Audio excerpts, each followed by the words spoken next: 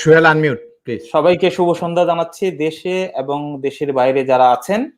আজকে আমাদের এই মাসব্যাপী যে আদিবাসীদের সাহিত্য নিয়ে যে অনুষ্ঠান, সেই অনুষ্ঠানের 12তম দিন। এই 12তম দিনে আপনারা দেখতে পাচ্ছেন আমাদের এই অনুষ্ঠানে উপস্থিত হয়েছেন বিশিষ্ট অতিথি গণ, যারা আজকে এই অনুষ্ঠানে তাদের সাহিত্য কর্ম নিয়ে আলোচনা করবেন। আমি বলে যাচ্ছি, মুখ্য আলোচক হিসেবে আজকে কথা বলবেন আমাদের অত্যন্ত সম্মানিত কবি ও লেখক একে সেরাম, সভাপতি বাংলাদেশ মণিপুরী সাহিত্য সংসদ সিলেট থেকে। অতিথি আলোচক হিসেবে রয়েছেন সাকার মুস্তফা, সহকারী অধ্যাপক ও বিভাগীয় প্রধান, ফোকলোর বিভাগ, জাতীয় কবি কাজী নজরুল ইসলাম বিশ্ববিদ্যালয়। আরো অতিথি আলোচক হিসেবে আলোচনা করবেন ইয়াঙ্গান ম্রো জাতিগোষ্ঠীর কবি ও লেখক, পার্বত্য চট্টগ্রাম থেকে। আরো কথা বলবেন ওরাও জাতিগোষ্ঠীর কবি ও কলামিস্ট স্বপন এক্কা। এবং আজকের এই অনুষ্ঠানটি সঞ্চালনা করব আমি, সোহেল হাজং। আপনাদের সাথেই থাকবো এখন থেকে শেষ পর্যন্ত এই অনুষ্ঠানে। আর এই অনুষ্ঠানটি আয়োজন করেছে যৌথভাবে, আপনারা জানেন, বাংলাদেশ মণিপুরী সাহিত্য সংসদ, Chittagong hill tracts writers union, Thokbiring, Manipuri mirror. আর এই অনুষ্ঠানটি সরাসরি দেখা যাচ্ছে ফেসবুক লাইভে, প্রান্তিক কথা যে ফেসবুক পেজ রয়েছে, সেই ফেসবুক পেজে সরাসরি এই অনুষ্ঠানটি আপনারা উপভোগ করতে পারবেন। আপনারা আপনাদের কমেন্টস গুলো আমাদের জানাতে পারবেন। কোনো প্রশ্ন থাকলে আজকের অতিথি আলোচকদের প্রতি আপনারা প্রশ্ন করতে পারবেন, আপনাদের মতামত জানাতে পারবেন। সেই সাথে আমরা অনুরোধ জানাচ্ছি আপনারা এই অনুষ্ঠানটি শেয়ার করে অন্যদেরও দেখার সুযোগ করে দিবেন। আমি আগেই বলেছি যে আজকে আমাদের সাহিত্যানুষ্ঠানের 12তম দিন। এই 12তম দিন আমরা আজকে এই অনুষ্ঠানের মাধ্যমে পালন করব। এবং আপনারা জানেন যে মাসব্যাপী অনুষ্ঠানের যে শিরোনামটি আমরা নির্বাচন করেছিলাম, সেটি হচ্ছে বাংলাদেশের আদিবাসী সাহিত্য, অনুদ্ঘাটিত এক গোপন ঐশ্বর্য। আসলে আদিবাসীদের সারা বাংলাদেশে যে আদিবাসীদের কর্ম রয়েছে, সাহিত্য নিয়ে বিচরণ রয়েছে, লেখালেখি রয়েছে, কোন জায়গায় কি অবস্থায় রয়েছে আমরা হয়তো সেটি জানি না, কিন্তু আজকের এই অনুষ্ঠানের মাধ্যমে, এই মাসব্যাপী অনুষ্ঠানের মাধ্যমে আমরা চেষ্টা করছি বাংলাদেশে বিভিন্ন প্রান্তের আদিবাসী কবি লেখকরা তাদের সাহিত্য নিয়ে কি কর্মগুলো করছেন এবং কবিতা, তাদের শিল্পকর্ম সম্পর্কে আমাদের জানবার সুযোগ করে দিয়েছে এই অনুষ্ঠানটি। এবং এই অনুষ্ঠানের পিছনে আমাদের যার নাম না বললেই নয়, হামুম প্রমোদ দা, তিনি রয়েছেন, তাকে অসংখ্য ধন্যবাদ জানাচ্ছি। আমি এর কথা না বাড়িয়ে আমি অতিথি আলোচকদের কাছে চলে যাব তাদের আলোচনা শুনবার জন্য। আগেই বলেছি আজকের এই আলোচনায় মুখ্য আলোচক হিসেবে আলোচনা করবেন কবি ও লেখক একে সেরাম। আমরা একে সেরামদার কাছে শুনবো সেরামদার সাহিত্য, শিল্প এবং সাহিত্যের যে কাজ নিয়ে, যে এই কয়েক বছরে আসলে একে সেরামদার কি কি গ্রন্থ, কাব্য, বইগুলো প্রকাশিত হয়েছে এবং কোন কোন বিষয়ের উপরে তিনি লিখেছেন। আমার মনে হয় যে সেরামদার অধিকাংশই আসলে তার লেখালেখি আমরা কবিতার উপর দেখতে পাই, সেই সাথে প্রবন্ধ সহ আরো অন্যান্য লেখালেখি তিনি করছেন। সকল কিছু মিলেই আসলে আমরা এবং আজকে দর্শকদের একটি জানবার বড় সুযোগ হবে যে সেরামদার কাছ থেকে আমরা শুনবো আপনার সাহিত্যকর্ম নিয়ে। আমরা প্রথমেই ফ্লোর দিচ্ছি আমাদের সম্মানিত মুখ্য আলোচক কবি ও লেখক একে সেরামদা। অসংখ্য ধন্যবাদ। শুভ সন্ধ্যা আজকে সম্মানিত সঞ্চালক এবং আজকের এই ভার্চুয়াল আলোচনা অনুষ্ঠানে যারা যুক্ত আছেন সরাসরি বা দর্শক হিসাবে যারা এই অনুষ্ঠান দেখছেন, সবাইকে শ্রদ্ধা এবং শুভেচ্ছা জানাচ্ছি। আজকের অনুষ্ঠানটি একটু ভিন্ন ধর্মী। আদিবাসী সাহিত্য নিয়ে সাধারণ আলোচনার বাইরে আজকে আমরা যারা আদিবাসী লেখক আছি, আমরা আমাদের নিজেদের সাহিত্য কর্ম নিয়ে নিজেরাই কথা বলবো। এটা এক ধরনের আত্মবিজ্ঞাপনের মতো। বিষয়টি একদিকে যেমন বিব্রত বোধ করার মতো বিষয়, আবার একই দিকে আনন্দেরও। আমি এই বিমিশ্র অনুভূতি নিয়েই আমার নিজের সাহিত্য কর্ম, নিজের কর্মকাণ্ড নিয়ে কিছু কথা বলতে চাই। আমি প্রথমেই বলতে চাই, আমার লেখালেখির সূচনা 1967 সালে। আমি যে বছর এসএসসি পরীক্ষা দিই, এক প্রত্যন্ত গ্রামে আমাদের গ্রামের স্কুল থেকে আমি পরীক্ষা দিই, সে বছরে আমি প্রথম কবিতা লিখি। এই হিসাবে আমার কবিতা লেখার 50 বছর পূর্তি হয়েছে 2017 সালে। সিলেটে আমার কিছু বন্ধুজন 2017 সালে আমার কবিতা যাপনের 50 পূর্তি শিরোনামে একটি অনুষ্ঠান করেছিল এবং সেখানে তারা সুবর্ণীল কাব্যরেখা নামে একটি সংকলনও প্রকাশ করেছিল। আমার কবিতা লেখার বয়স প্রায় 55 বছরের মতো। প্রথমে শুরু করেছি কবিতা দিয়েই এবং বাংলা কবিতা দিয়েই।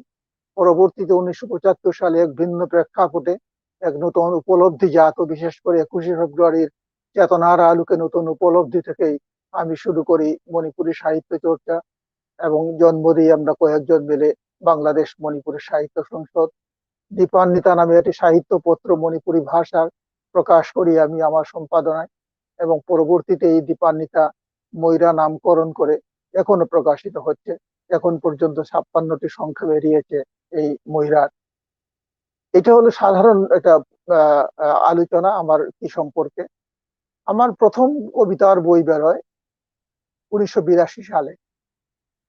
লেখালেখি যদিও 1967 সাল থেকে শুরু এবং বাংলায় শুরু, কিন্তু প্রথম কবিতার বই বেরিয়েছে মণিপুরী কবিতার বই 1982 সালে, বসন্ত কুল নেপাল গেলেই রাং, অর্থাৎ 28 বসন্তের ফুল, এই শিরোনাম দিয়ে মণিপুরী কবিতার বই প্রকাশিত হয়। এরপর মণিপুরী বাংলা মিলিয়ে অনেক বই বেরিয়েছে এবং প্রধানত সুহেল যথার্থই বলেছেন, প্রধানত কবিতাই আমার প্রকাশিত গ্রন্থের মধ্যে মুখ্য। আমি নিজেকে কবি হিসাবে পরিচয় দিতেও স্বচ্ছন্দ বোধ করি। তবে আমি প্রচুর প্রবন্ধ লিখেছি, প্রবন্ধের বই বেরিয়েছে বেশ কিছু। কারণ আমি প্রবন্ধ লিখি একটা দায়বোধ থেকে, একটা সামাজিক দায়বোধ থেকে। আমার যে জনগোষ্ঠী, এই জনগোষ্ঠী বাংলাদেশে সংখ্যায় খুবই কম। এখানে আমরা অনেকটা অবহেলিত, অবজ্ঞাত। সে কারণেই আমি চাই যে আমার জনগোষ্ঠী, বাংলাদেশের মূল ধারার যে মানুষ, বিশেষ করে বাঙালি জাতিসত্তার মানুষ, তারা জানুক আমাদের সম্পর্কে, আমাদের সাহিত্য সম্পর্কে, ভাষা সম্পর্কে, সংস্কৃতি সম্পর্কে জানুক। সে কারণেই আমি বাংলায় প্রবন্ধ রচনা করেছি, গ্রন্থ প্রকাশ করেছি, কিন্তু বিষয়বস্তু সবগুলোরই মণিপুরী। এর বাইরে ছোট গল্প লিখেছি আমি, উপন্যাস লিখেছি এবং অনুবাদ করেছি বেশ কিছু। আমি মণিপুরী কবিতার, মণিপুরী গল্পের, এমনকি মণিপুরী উপন্যাসেও আমি বাংলা অনুবাদ করেছি, প্রকাশ করেছি এবং অনেক ক্ষেত্রে বাংলা কবিতার মণিপুরী অনুবাদ করেও প্রকাশ করেছি। এভাবে আমার কার্যক্রমগুলো চলছে।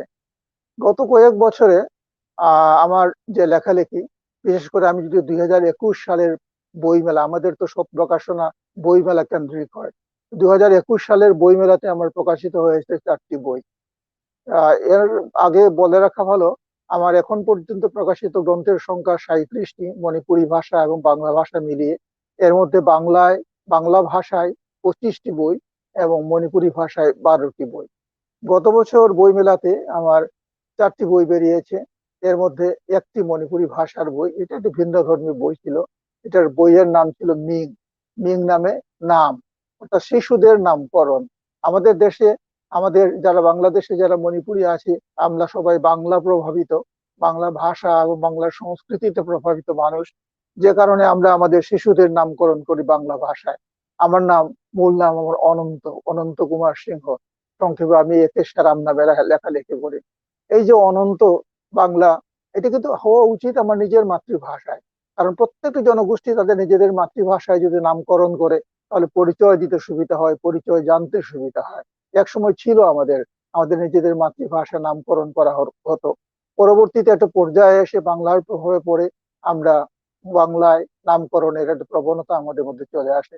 ইদানিং একটু আমাদের মধ্যে আত্মসচেতনতা বোধ বা জাতীয়তা বোধ জাগ্রত হয়েছে এবং আমরা আমাদের শিশুদের নামকরণ প্রায়শই আমাদের মণিপুরী ভাষায় করে থাকি। তো ফলে মণিপুরী ভাষায় নামকরণের সময় সঠিক শব্দ খুঁজে পাওয়া বা নাম খুঁজে পাওয়া বেশ কঠিন হয়। সেই প্রেক্ষাপটেই আমি অনেক চিন্তা ভাবনা করে মিং নামের, অর্থাৎ নামের যে বইটি প্রকাশ করেছি, নামকরণের সহায়ক গ্রন্থ হিসাবে। এই 2021 সালে আমার আরো 3টি বই বেরিয়েছে। একটি কবিতার বই, কৃষ্ণপক্ষের কবিতা, আর একটি মুক্তিযুদ্ধ বিষয়ক একটা লেখা, বাংলাদেশের মুক্তিযুদ্ধে আদিবাসী জনগোষ্ঠী। এটা ছিল আমাদেরকে, বিশেষ করে আমাদের আদিবাসী জনগোষ্ঠীতে আমরা জানি যে অনেক অবদান আছে, অনেক অংশগ্রহণ আছে, অনেক ত্যাগ তিতিক্ষা আছে, কিন্তু এগুলো খুবই কম আলোচিত হয়েছে, অনালোচিত একটা অধ্যায়ের মতো থেকে গেছে। সে কারণেই আমি খুব সংক্ষেপে আমি চেষ্টা করেছি আমাদের মুক্তিযুদ্ধে আদিবাসী জনগোষ্ঠীর যে অবদান, অংশগ্রহণ সেটাকে তুলে ধরার জন্য। আরেকটি খুব গুরুত্বপূর্ণ বই এবার আমি বের করেছি, সেটা হলো এবছর যেহেতু বঙ্গবন্ধুর জন্ম শতবার্ষিকীর বছর এবং মুক্তিযুদ্ধেরও আমাদের সুবর্ণ জয়ন্তীর বছর। সে কারণে আমি একটা বই করেছি এবার, মণিপুরী সাহিত্যে বঙ্গবন্ধু ও মুক্তিযুদ্ধ এই শিরোনামে। অর্থাৎ আমাদের মণিপুরী সাহিত্যে কিভাবে বঙ্গবন্ধু প্রতিফলিত হয়েছেন বা মুক্তিযুদ্ধ প্রতিফলিত হয়েছে, মুক্তিযুদ্ধ নিয়ে কি কি ধরনের বই লেখা হয়েছে বা বঙ্গবন্ধুকে নিয়ে কেমন কবিতা, গল্প, প্রবন্ধ লেখা হয়েছে, এইগুলো নিয়ে একটা গবেষণা ধর্মী একটা বই, এবং এই বইটি বেশ আদৃত হয়েছে। আর যে কবিতার বইয়ের কথা বললাম, আহ কৃষ্ণপক্ষের কবিতা, এটা একটু ভিন্ন ধর্মী কবিতার বই। আমার তো বেশ কবিতার বই অনেকগুলো আছে, এর আগে বেরিয়েছে আহ আমার তমসার বুক চিরে দীপ্ত সূর্য উঠবেই, অথবা কবিতা এক প্রগল্ভা প্রেমিকা আমার, এরকম বেশ কিছু কবিতার বই বেরিয়েছে। কিন্তু কৃষ্ণপক্ষের কবিতা ভিন্ন ধর্মী একটা কারণে। আমরা জানি গত 8ই মার্চ, অর্থাৎ 2020 সালের 8ই মার্চ থেকে বাংলাদেশে আহ করোনা অতিমারির সূচনা হয়। অর্থাৎ 8ই মার্চই প্রথম একজন করোনা রোগী শনাক্ত হয় বাংলাদেশে। তারপর থেকে করোনার মহামারী আহ বিশাল আকার ধারণ করে। 21শে মার্চের দিকে এসে একজন মৃত্যু হয় এবং এরপরে শুরু হয় আমাদের কোয়ারেন্টাইন পিরিয়ড, নানা ধরনের বিধিনিষেধ আরোপ করা, ইত্যাদি ইত্যাদি। এই বিধিনিষেধের মধ্যে আমরা এক ধরনের বন্দি যাপন করেছি। আমরা ঘর থেকে বেরোতে পারিনি, বন্ধু বান্ধবদের সাথে দেখা সাক্ষাৎ করতে পারিনি, আমরা সাহিত্যের কোনো আড্ডা করতে পারিনি, সম্মেলনে যেতে পারিনি। এরকম একটা আহ সময় গেছে আমাদের। এবং সেপ্টেম্বরের শেষ দিকে এসে কিছুটা সেই সময়ের মধ্যে কিছুটা পরিবর্তন এসেছে, কিছু ভালো সময় এসেছে, অর্থাৎ পরিস্থিতি কিছুটা ভালো হয়েছে। আবার আমরা একটু উন্মুক্ত জীবনে চলতে শুরু করেছি। এই যে 6 মাসের সময়, মার্চের মাঝামাঝি থেকে সেপ্টেম্বরের মাঝামাঝি পর্যন্ত, এই 6 মাস সময়কে আমি একটু পক্ষ ধরেছি। যেমন আমরা যার এই যে চন্দ্রের পক্ষ থাকে, একটা হলো কৃষ্ণ পক্ষ, একটা শুক্ল পক্ষ, আমি এই পক্ষকে ধরেছি কৃষ্ণ পক্ষ হিসাবে। এই জন্য কৃষ্ণ পক্ষের কবিতা শিরোনামে আমি 8ই মার্চ থেকে শুরু করে সেপ্টেম্বরের মাঝামাঝি পর্যন্ত সময়ে যে কবিতাগুলো আমি লিখেছি, বিভিন্ন ধরনের কবিতা লিখেছি। করোনা বিষয়ে কবিতা লেখা হয়েছে, প্রেম বিষয়ে কবিতা নিয়ে লেখা হয়েছে, দেশপ্রেম নিয়ে নানা বিষয় নিয়ে কবিতা লিখেছে, তো করোনা এই প্রধান। এই কবিতাগুলো সংকলিত করে কৃষ্ণপক্ষের কবিতা শিরোনামে আমি আহ বই বের করেছি। আমি পরে সময় সুযোগ পেলে কৃষ্ণপক্ষের কবিতা থেকে এক দুইটা কবিতা আমি পাঠ করতেও চাই। তো আমি আমার লেখালেখির ক্ষেত্রে, এটা তো এই বছরের 2021 সালের প্রকাশনা, তো কয়েকটি গুরুত্বপূর্ণ প্রকাশনার কথা আমি বলতে চাই। আমার আহ মণিপুরী মঞ্জুষা নামে একটা বই বেরিয়েছে। মণিপুরী মঞ্জুষা বইটা মণিপুরী বিষয়ক বিভিন্ন প্রবন্ধের একটি সংকলন। 2017 সালে ঢাকার বিশ্ব সাহিত্য ভবন এই বইটি প্রকাশ করে, এবং এই বইটি খুবই গুরুত্বপূর্ণ বাংলাদেশের মণিপুরী জনগোষ্ঠীকে জানার জন্য। আমার মনে হয় এই বইটি যে কোনো জনেরই পাঠ করা উচিত। এখানে সামগ্রিকভাবে মণিপুরী জনগোষ্ঠীর শিল্প, সংস্কৃতি, ধর্ম, সাহিত্য, সমাজ থেকে শুরু করে ইতিহাস, সমস্ত কিছু আমি তুলে আনার চেষ্টা করেছি নির্মোহভাবে। এটা একটা গুরুত্বপূর্ণ বই। আরেকটা বই আমি করেছি, মণিপুরী ভাষা নিয়ে আমি বেশ কিছু কাজ করেছি। আমি মণিপুরী ভাষা নিয়ে কাজ করেছি। এর মধ্যে দুটি বই আমার খুবই গুরুত্বপূর্ণ বলে আমি নিজে মনে করি। এর একটি হলো মণিপুরী ভাষা নামে একটি বই করেছি আমি, যে বইটি আহ মণিপুরী ভাষা বইটি এক ধরনের গবেষণা ধর্মী বই। বাংলাদেশে আমরা যারা মণিপুরি বসবাস করি, আমাদের মাতৃভাষার নাম মণিপুরী ভাষা। আমাদের এই ভাষা ভারতের মণিপুর রাজ্যের রাজ্য ভাষা, এবং সভ্য ভারতীয় পর্যায়ের ভারতের সংবিধানে অন্তর্ভুক্তির মাধ্যমে এই মণিপুরী ভাষা কিন্তু এটি অন্যতম একটি জাতীয় ভাষা হিসেবে পরিচিত। এই ভাষার নাম কিন্তু মণিপুরী ভাষা। কিন্তু বাংলাদেশে যে কোনো কারণে হোক, ভুল প্রেক্ষাপটে মণিপুরী ভাষাকে দুই ভাবে খণ্ডিত করে মণিপুরী মৈতৈ ভাষা, মণিপুরী বিষ্ণুপ্রিয়া ভাষা নামে পরিচয় করা দেওয়া হচ্ছে। এটা আসলে ঠিক না। মণিপুরী মৈতৈ বলে কোনো ভাষা নেই। মণিপুরী ভাষা একটাই, মৈতৈ ভাষা বা মণিপুরী ভাষা। আমরা নিজেরা মৈতৈ ভাষা বলি, কিন্তু এর প্রকৃত নাম, এটা আনুষ্ঠানিক নাম, এটা অফিসিয়াল নাম মণিপুরী ভাষা, এবং এই নামেই পরিচিত। আর বিষ্ণুপ্রিয়াদের ভাষা, এটা বিষ্ণুপ্রিয়া মণিপুরী ভাষা সম্পূর্ণ স্বতন্ত্র একটি ভাষা, ইন্দো এরিয়ান ভাষা পরিবারের। আর আমাদের একটা টিবেটো বার্মান ভাষা পরিবারের, ভিন্ন ভিন্ন ভাষা পরিবার থেকে আসা ভিন্ন দুটি ভাষা, এবং দুটি ভাষা তার ভিন্ন সত্তা নিয়ে এখনো বেড়ে চলছে, উজ্জীবিত হচ্ছে। আমরা চাই এইভাবে উঠুক, কিন্তু এই দুইটাকে জোটবদ্ধ করে একই ভাষার দুইটি শাখা হিসাবে দেখিয়ে উপভাষা হিসাবে আমাদেরকে চিহ্নিত করার যে প্রয়াস, এটা আমাদের দেশের যারা বিদগ্ধ জন অনেকে ভুল করেন। আমাদের সরকারের বিভিন্ন আহ, আদালত অফিসে দপ্তরে কিন্তু এই ধরনের ভুল করেন। এটা আসলে ঠিক না, এই বিষয়টা আমরা বলতে চাই। এই কারণে এই মণিপুরি ভাষা বইটি করেছিলাম আমি। আরেকটি বই আমার আছে, মণিপুরি ভাষার শব্দকোষ। মণিপুরি ভাষার শব্দকোষ অনেকটা উম অভিধানের মতো করে লেখা। এই বইয়ের পিছনে একটা ইতিহাসও আছে। এই ইতিহাসটা আমি একটু সংক্ষেপে বলতে চাই। আমরা সবাই জানি বাংলাদেশের একজন প্রখ্যাত ব্যক্তি বিচারপতি মোহাম্মদ হাবিবুর রহমানের কথা। তিনি আমাদের প্রধান বিচারপতি ছিলেন, আমাদের আহ তত্ত্বাবধায়ক সরকারের প্রধান ছিলেন। কিন্তু বিচারপতি হিসাবে নয়, তিনি একজন গুণী লেখক হিসাবে, একজন জ্ঞানী মানুষ হিসাবে, বিশেষ করে ভাষাবিদ হিসাবে তিনি কিন্তু খুবই বিখ্যাত একজন মানুষ। তিনি বিভিন্ন ভাষা নিয়ে কাজ করেন। আমার সাথে যোগাযোগ হয়েছে আমার মণিপুরি কবিতার বাংলা অনুবাদ করে, এবং এরপর থেকে এক ধরনের ঘনিষ্ঠতা হয়, এক ধরনের পরিচয় এবং ঘনিষ্ঠতা হয়। একবার স্যার আমাকে প্রস্তাব দিলেন যে আসুন আমরা দুজনে মিলে একটা বই করি, যেখানে মণিপুরি শব্দগুলো বাংলা ভাষার পরে মণিপুরি শব্দ দিয়ে আমি অভিধানের মতো করে ছোট করে একটা বই করি, বাংলা তো মণিপুরি অভিধান। আমি রাজি হই, আমরা দুজনে প্রস্তুতি নেওয়া শুরু করি। কিন্তু অত্যন্ত দুর্ভাগ্যের বিষয় হলো আমাদের কাজটা শেষ হওয়ার আগেই তার হঠাৎ করে প্রয়াত হন। আমাদের কাজটা মাঝপথেই থেমে যায়। এরপর থেকে আমি নিজে উদ্যোগী হয়ে আরেকটু ভিন্ন প্রেক্ষাপটে আমি এটাকে সাজিয়ে আমি এই বইটা বের করেছি। আমার এই বইয়ে প্রথমে বাংলা শব্দ রেখেছি, এরপরে মণিপুরি প্রতিশব্দ, মণিপুরি বর্ণমালায় একবার, আবার বাংলা বর্ণমালায় আরেকবার, তারপর ইংরেজি প্রতিশব্দ। এবং মণিপুরি উচ্চারণ যেহেতু বাংলা উচ্চারণ থেকে একটু ভিন্ন, সে কারণে উচ্চারণ জানার সুবিধার জন্য আমি আইপিএস স্ক্রিপ্ট যেটা ওইটা দিয়েছি আমি। এইভাবে আমি মণিপুরি ভাষার শব্দকোষ এই বইটা করেছি। এটাও খুবই গুরুত্বপূর্ণ একটা বই। আরেকটি বইয়ের কথা আমি বলতে চাই, এটা হলো মণিপুরি ভাষা ও সাহিত্য। এটা আমার সম্পাদিত বই।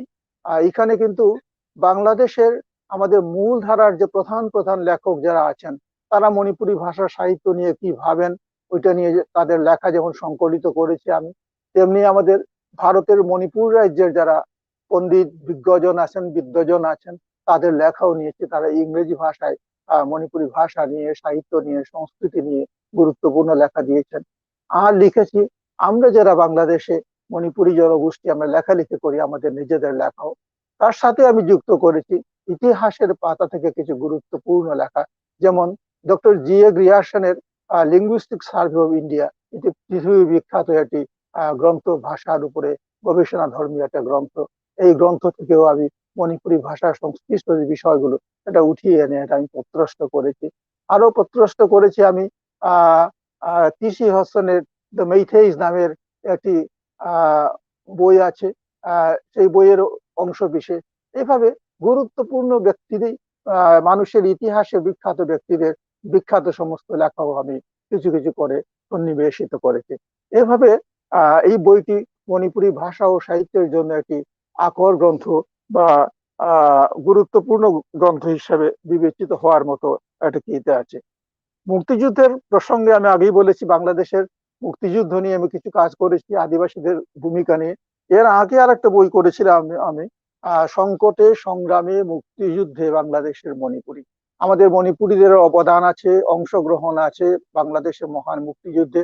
সেই অংশগ্রহণের ইতিহাস নিয়ে, আবার আমাদের ব্রিটিশ বিরোধী আন্দোলন 1930 সালের দিকে সংগঠিত ভানুবিল কৃষক প্রজা আন্দোলন, বিখ্যাত এটা আন্দোলন, সেইখানে আমাদের মণিপুরীদের যে অংশগ্রহণ, এটা নিয়েও আমি একটি বিশাল প্রবন্ধ লিখেছি, সংকলিত করে আমি এই বইটা করেছি। আরেকটা বই আছে আমি বুড়ো বুড়ির মুখী কচু নামে। এটা আসলে লোককাহিনী ভিত্তিক বই। মণিপুরী লোককাহিনী গুলোকে আমি বাংলায় ভাষান্তর ঠিক নয়, রূপান্তর করে আমি এই বইটা করেছি, যারা মণিপুরী লোক সংস্কৃতি, লোক কাহিনী নিয়ে আগ্রহী তাদের জন্য। আরেকটা বই আছে আমার নানান কথার কথা কথা।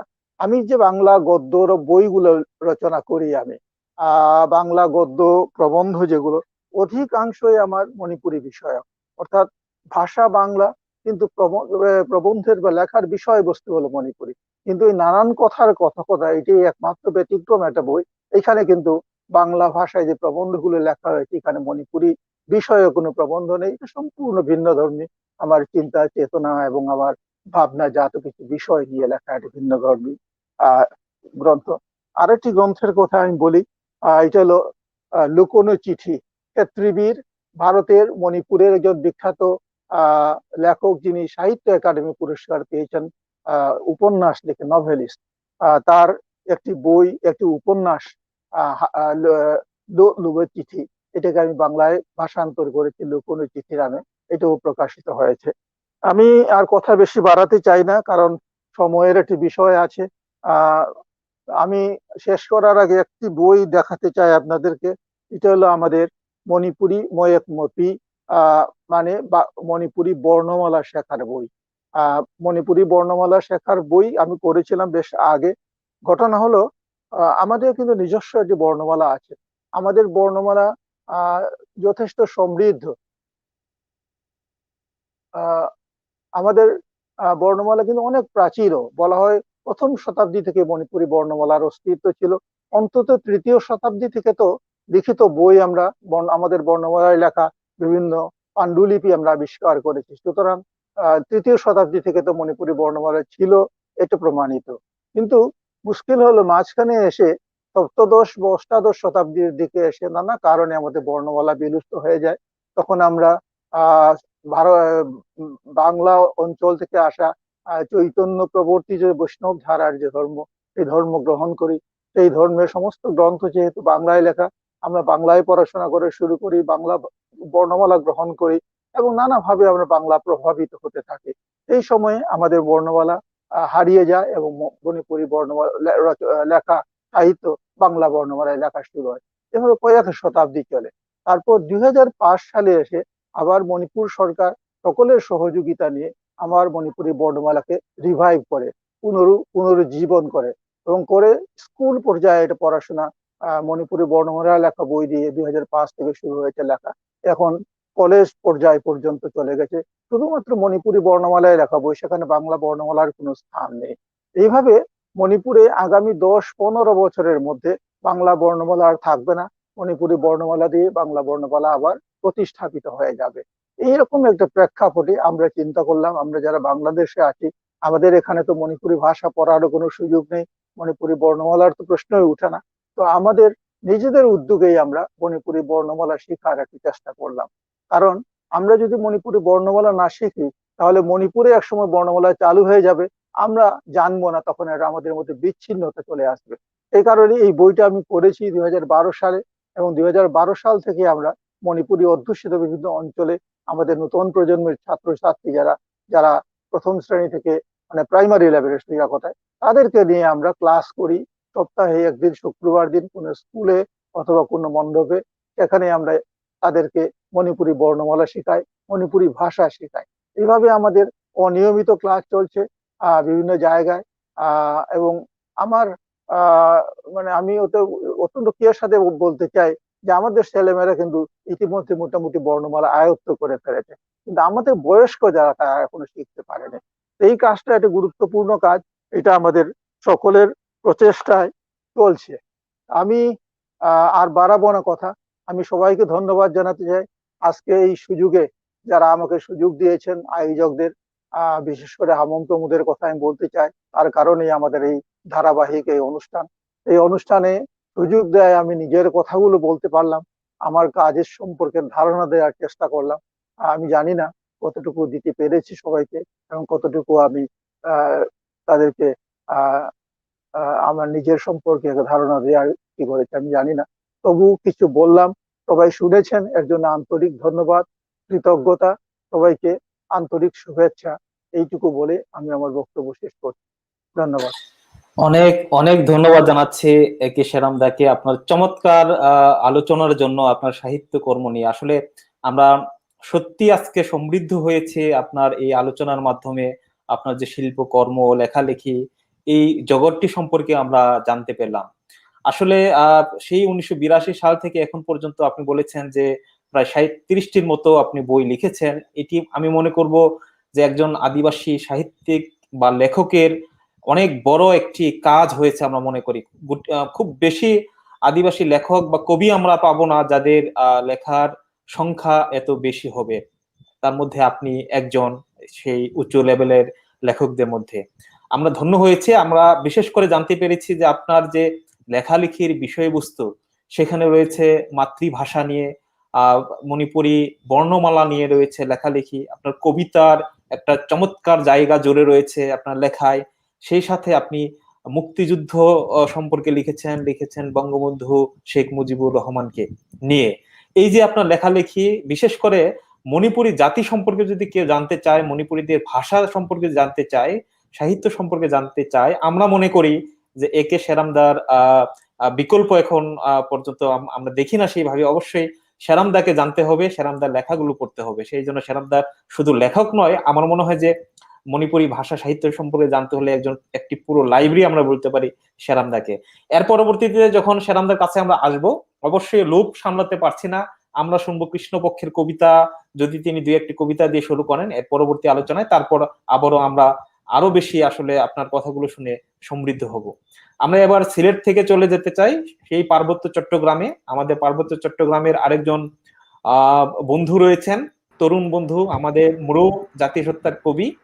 তিনিও মুরো জাতি নিয়ে, ভাষা নিয়ে, বর্ণমালা নিয়ে অনেক লেখা লিখেছেন মুরো লোক কাহিনী নিয়ে। এবং বিশেষ করে আমরা জানতে চাইব যে দাদার লেখালেখির বেশ কয়েকটি বইয়ের মধ্যে একটি বই আমি দেখেছি যে ক্রামা ধর্মের উৎপত্তি ও মুরো সমাজ। আসলে ক্রামা ধর্মটা কি, এবং হচ্ছে যে মুরো জাতিগোষ্ঠীর সাহিত্য বলতে আসলে আমরা কি বুঝি, এবং ভাষার বর্ণমালা, আপনি কোন বর্ণমালায় লিখছেন, আপনার নিজস্ব বর্ণমালা নাকি বাংলায় আবার ভাষান্তর করছেন, এই সব বিষয় নিয়ে আসলে আমরা আজকে আরো বেশি সমৃদ্ধ হতে চাই এই আলোচনায়, ইয়াংয়ান মুরোদার আলোচনার মাধ্যমে। আমরা এখন অনুরোধ জানাচ্ছি ইয়াংয়ান মুরোদাকে আপনার সাহিত্যকর্ম নিয়ে আলোচনা করবার জন্য।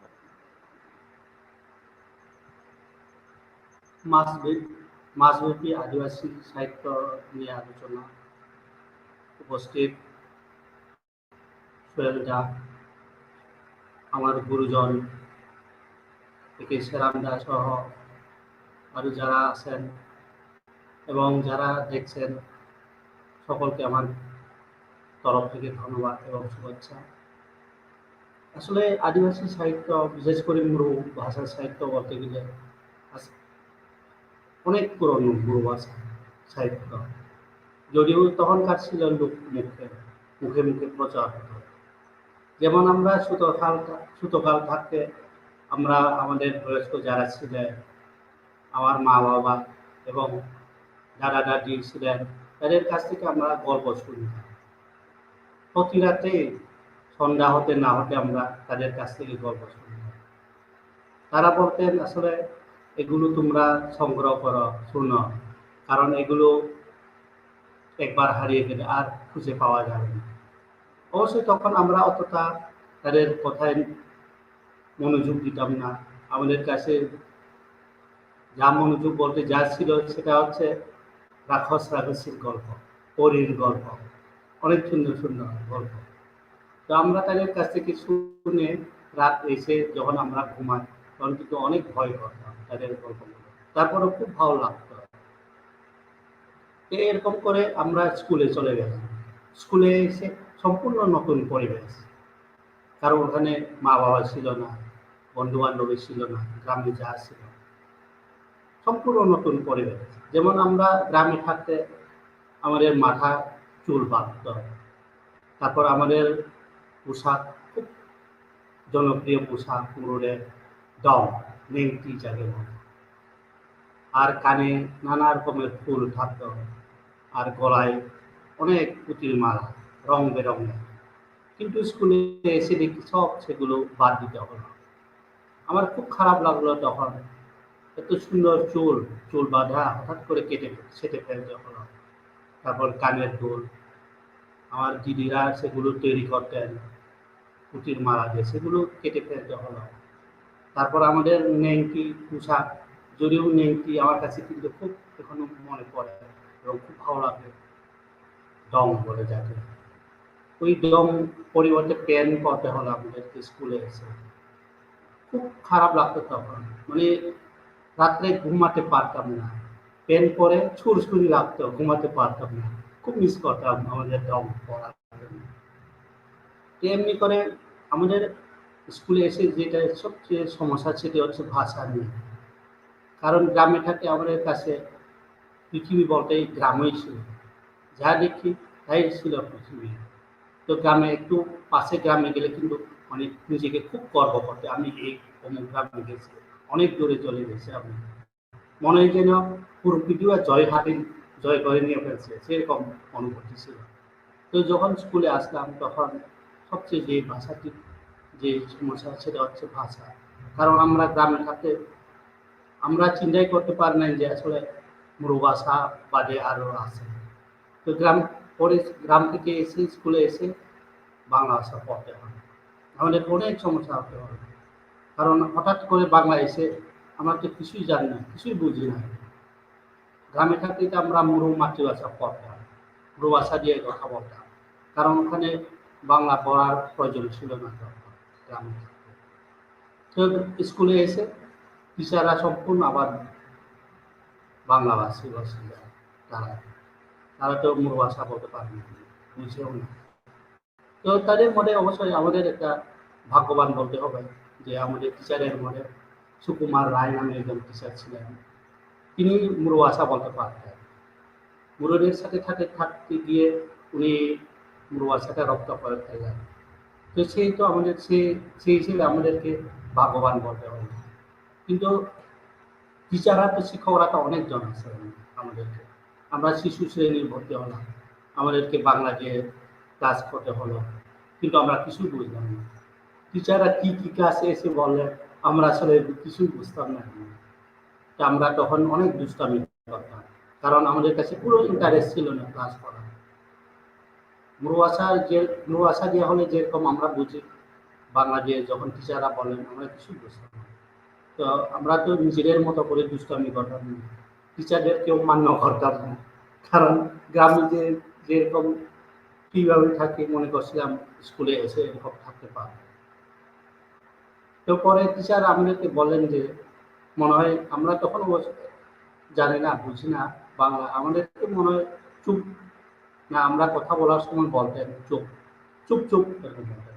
কিন্তু আমরা তো তখন কিছুই বুঝতাম না, কারণ আমাদের তখন বরং যে আমরা নমস্কার দিতাম, হাত এরকম করে, মাথা এরকম করে নমস্কার দিতাম। তো কারণ চুপ অর্থ হচ্ছে, মুরু অর্থ হচ্ছে নমস্কার দেওয়া। তো আমরা তো এটাই শুরু বুঝছি, কিছুই বুঝতাম না। তো এমনি করে আসলে আমাদের অনেক বাধা বিপত্তি অতিক্রম করতে হলো, কারণ আমরা কোনো কিছুই বুঝতাম না। তো আমার একদিন একটা খুব মনে পড়ে একটা কাহিনী। তো সেদিন সুকুমার রায় ছিলেন না, আরেকজন দিদি এলেন আমাদের ক্লাসে। অবশ্যই আমার রোল ছিল 3 নম্বর তখন ক্লাসে। তো দিদি এসে আমাদেরকে বললেন যে রোল ডাকলেন। তারপর আমাদের পাশে একজন ছিল আমাদের ক্লাসমেট মেনফর্ম, তার মাথায় আঘাত লেগেছিল টয়লেটে গিয়ে আসার খাইতে গিয়ে।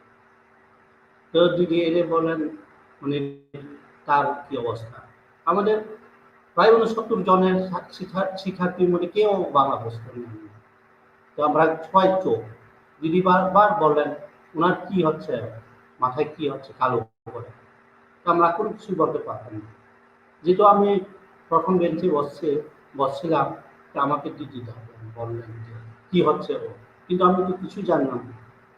আষাঢ়কে কি বাংলা কি দিয়ে বলে, তারপর টয়লেট রুম কি বলে কিছুই বুঝতাম না। তখন আমার একটা প্ল্যান ছিল যে যদিও আমি বুঝতাম যে আগার ইঙ্গিত দিয়ে হলেও বুঝতাম যে কি হচ্ছে, কি দিদি কি জানতে চাচ্ছে।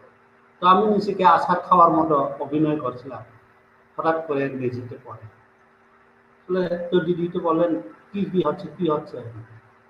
তো আসলে আমরা কিছুই বুঝতাম না। পরে আমাদের ক্লাসে একজন মাংরুম নামে একজন ছিল, সে কোনো রকম আশার বলে কোনো রকম সেদিনের মতো রক্ষা পেলাম আমরা। তো মাংরুম কিন্তু গ্রামে স্কুলে আসার আগে থেকে একটু করে ভালো শিক্ষা বই পড়ছিল, যার ফলে ও আশাটা কোনো রকম ধরতে পারছে। এই যে আমাদের অনেক সমস্যা পড়ে হচ্ছে ভাষার জন্য। স্কুলে এসে সম্পূর্ণ একটা ভাষা, আমাদের অনেক বন্ধু আছে আমার চাইতে অনেক টেলে অনেক মেধাবী, কিন্তু ভাষার জন্য অনেকে স্কুল ছেড়ে চলে যেতে হচ্ছে, কারণ ভাষার সমস্যা, অনেক সমস্যা আমাদের। আমরা কোনো কিছুই বুঝতাম না টিচাররা কি বলে। তো এমনি করে আমাদের, তারপর আমরা যখন গ্রামে গেলাম তখন আবার আমাদের বয়স্ক যারা ছিলেন আমাদেরকে গল্প শোনালেন। আবার স্কুলে যখন আসলাম, কিন্তু এসে এখানে দেখি সম্পূর্ণ বিপরীত। এখানে তো কোনো নিজস্ব কোনো বর্ণমালা নেই, নিজস্ব কোনো গল্প নেই। তো গ্রামে যা আমরা জানি গল্প, আমরা বন্ধুদের নিয়ে প্রায় বসতাম রাত্রে ঘুমার সময়। তো আমরা নিজেদেরকে গল্প বলতাম যে আমাদের কথার গল্প, ভূত প্রেত, তারপর রাক্ষসীর গল্প। এমনি করে চলতে থাকলো আমাদের জীবন। এমনি করে কলেজ লাইফে এসেও দেখি এখানেও কোনো অনেক ভুলে গেছে আমি গল্প, গুরুদের রূপকথার গল্প। তারপরে ইউনিভার্সিটি হয়ে গেল, এখানে এসে সবচেয়ে যেটি আমার অভাব সেটা হচ্ছে আসলে খুব তখন বুঝতে পারলাম আসলে আমাদের গল্পগুলো কি হলো, কি হয়ে গেল। আর আমরা যে ছোটকালে যে মূল বর্ণমালা পড়তাম সেগুলো এখন আর খুঁজে পাচ্ছি না। বইগুলো কোথায় গেল? আমাদের যে সুয়ের কিছুক্ষণ আগে বলে গেছেন যে ধর্ম সম্পর্কে আসলে গুরুরাও অনেকে বুঝতেন না, জানতেন না। যারা ধর্মাবলম্বী তারা অবশ্যই জানেন, কিন্তু যারা ধর্ম বাইরে তারাও জানতেন না। তো অনেকে কিন্তু এরকম করে বর্ণমালা এবং আমাদের ধর্ম সম্পর্কে যে ছিল, যে গল্প কাহিনী ছিল, রূপকথার গল্প ছিল, এগুলো কিন্তু আস্তে আস্তে হারিয়ে যাচ্ছে, হারিয়ে যেতে থাকে। তো ইউনিভার্সিটিতে এসে আমি একদিন আমাকে রেডিও স্টেশন থেকে বললেন যে একটা রূপকথার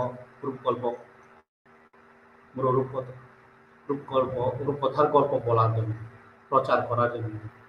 আমি স্যার অনেক চেষ্টা করলাম, মেমোরিতে স্মরণ করতে পারলাম। আগে যে গল্পগুলো আমি জানতাম সেগুলো এখন আর সবগুলো হারিয়ে গেল, আর খুঁজে পাচ্ছি না। তখন নিজেকে খুব অসহায় লাগলো, নিজেকে একটা অপরাধীর মতো মনে হলো। কি হয়ে গেল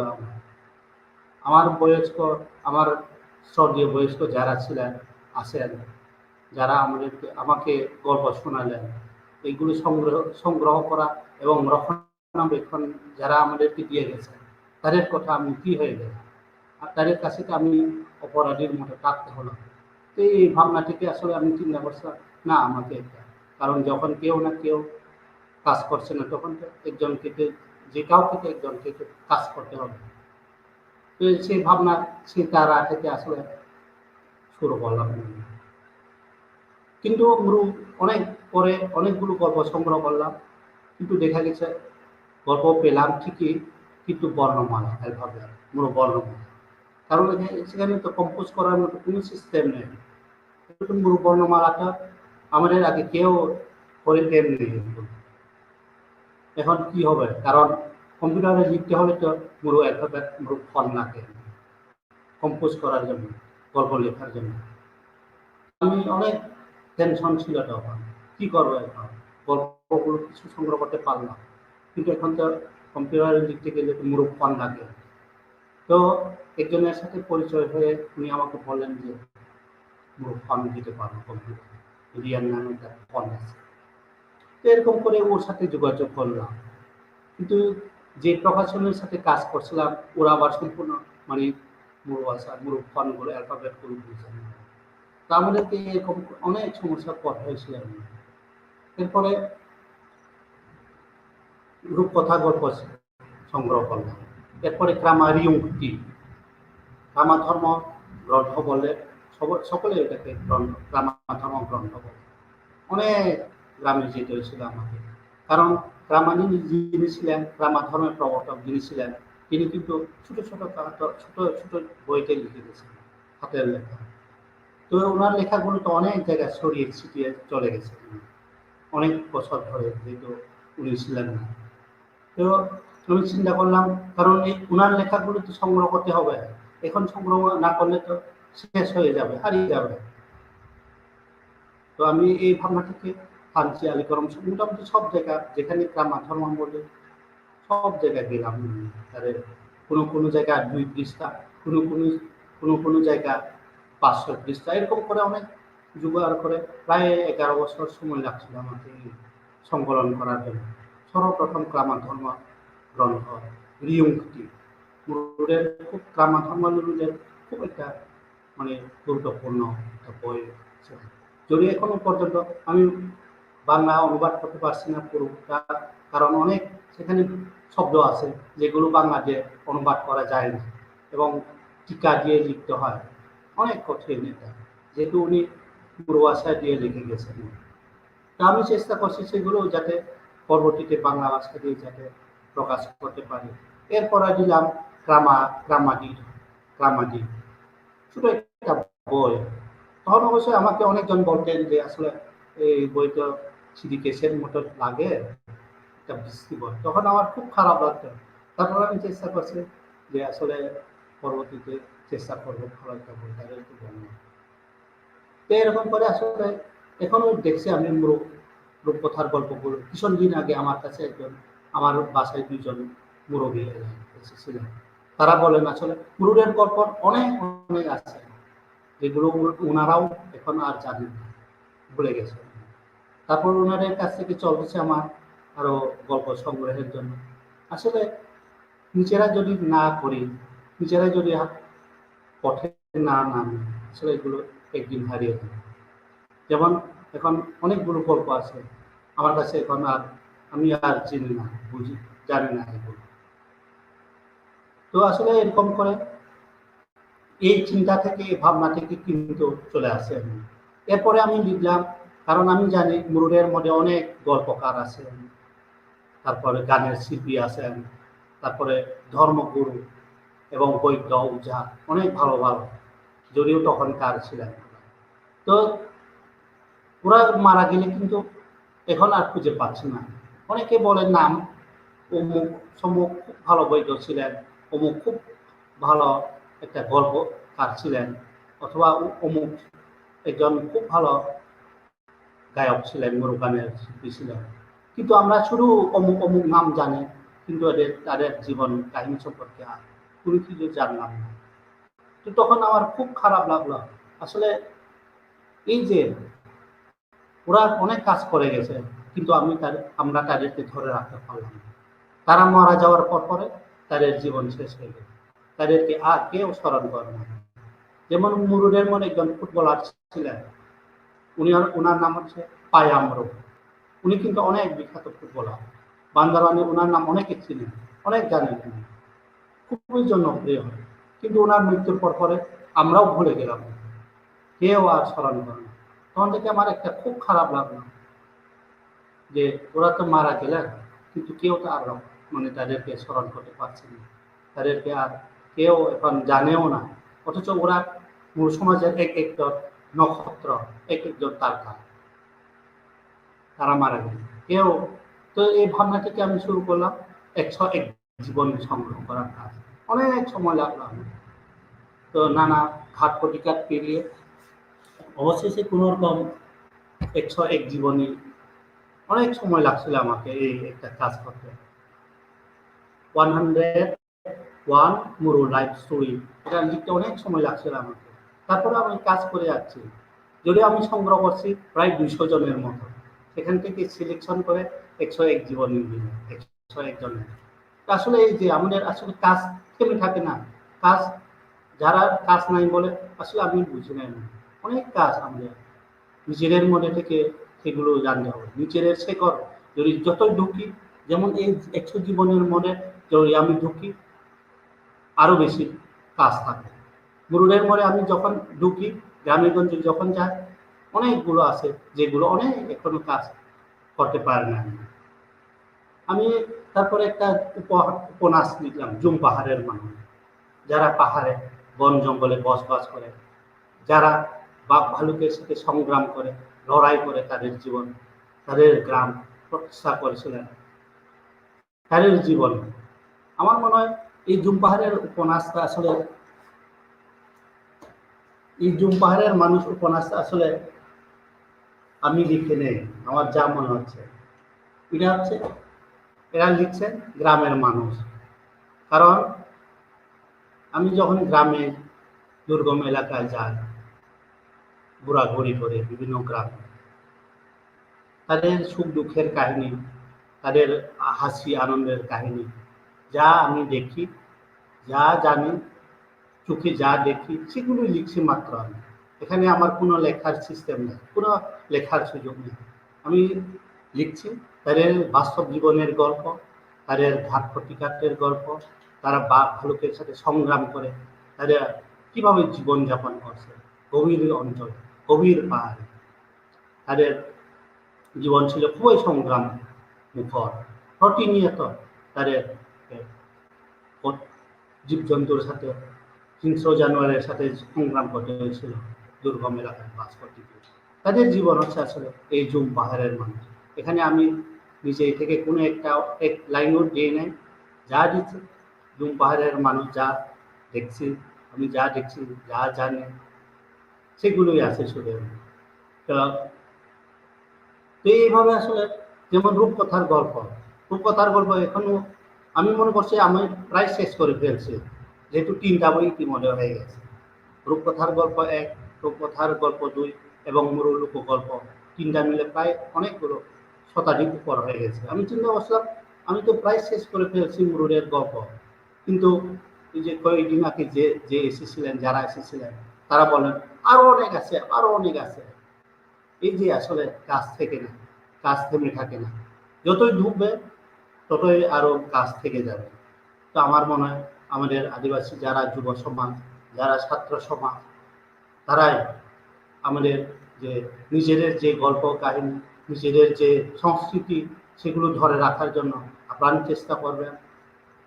নিজেদের যে আসলে আমাদের আদিবাসীদের মধ্যে অনেক অনেক অনেক অনেক অনেক অনেক গল্প, অনেক অনেক সংস্কৃতি আছে যেগুলো আসলে এখনো আছে না। যেমন ক্রামা ধর্ম, আমার আগে আমার মনে হয় কিছু হয়তো ইংরেজি যারা আছেন এবং কিছু টুকিটাকি আছেন, কিন্তু বিস্তারিতভাবে যেমন ক্রামা ধর্মের উৎপত্তি এবং মূল সমাজ কিভাবে আছে, আমার মনে হয় সেভাবে অতটা বিস্তারিতভাবে আছে না।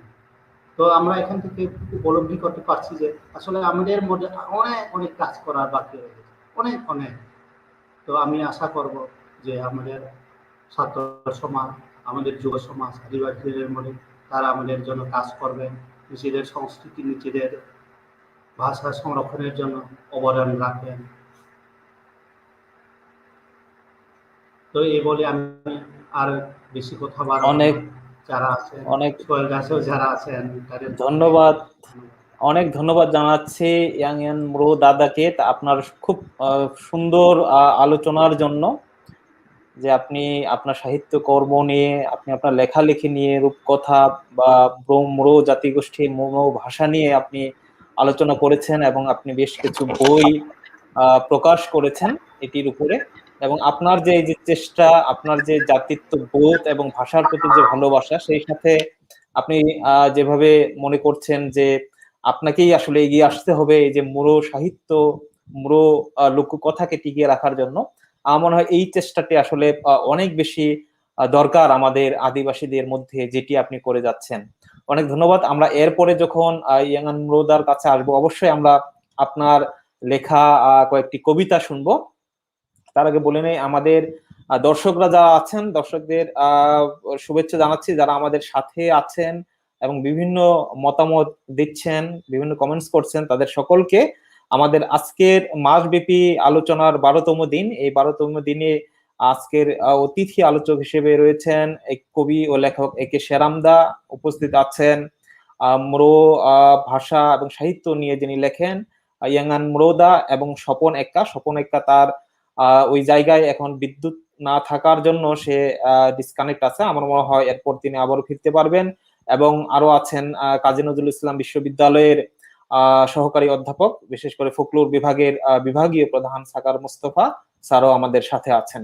কমেন্টস যারা লিখেছেন সকলকে ধন্যবাদ জানাই। একটি কমেন্টস আমি এখান থেকে নিচ্ছি, খুবই গুরুত্বপূর্ণ মতামত দিয়েছেন দেবাশিস স্নাল। তিনি বলেছেন লেখকরা আদিবাসী और উপজাতি হয় না, তারা সার্বজনীন।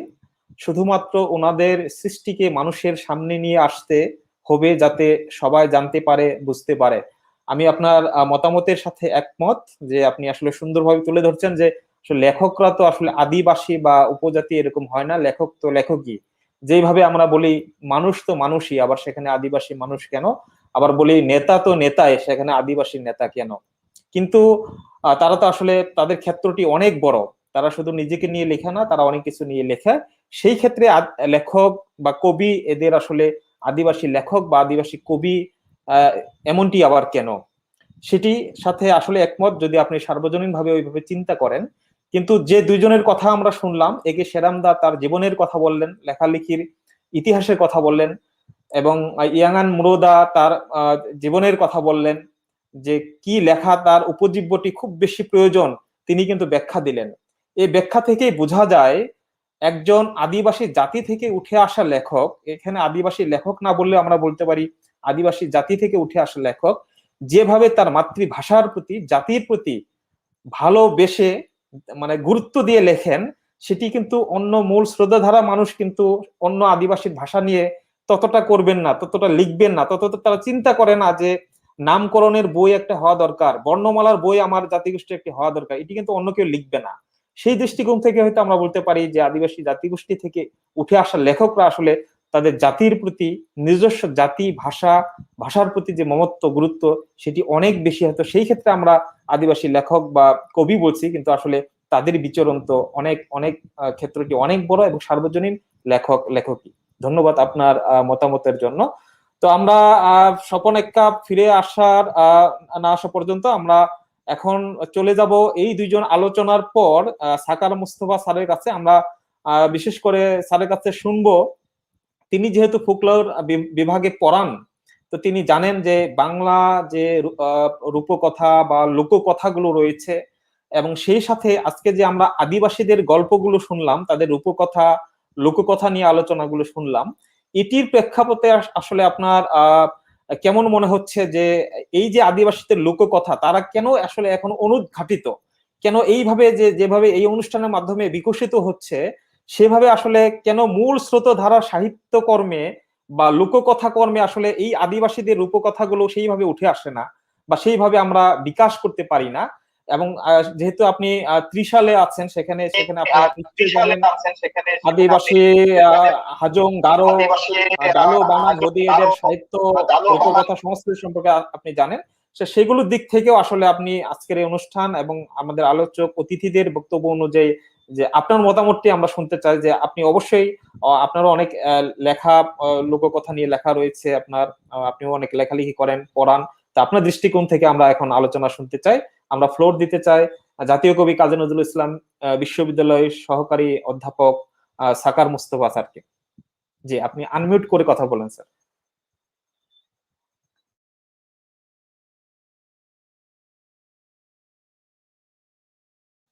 আনমিউট করতে হবে, এখনো মিউট আছে, করে কথা বলেন। ওকে, ধন্যবাদ। তাকে শোনা যাচ্ছে ঠিকঠাক ভাবে? শোনা যাচ্ছে স্যার, বলেন। মিউট করতে হবে, এখনো মিউট।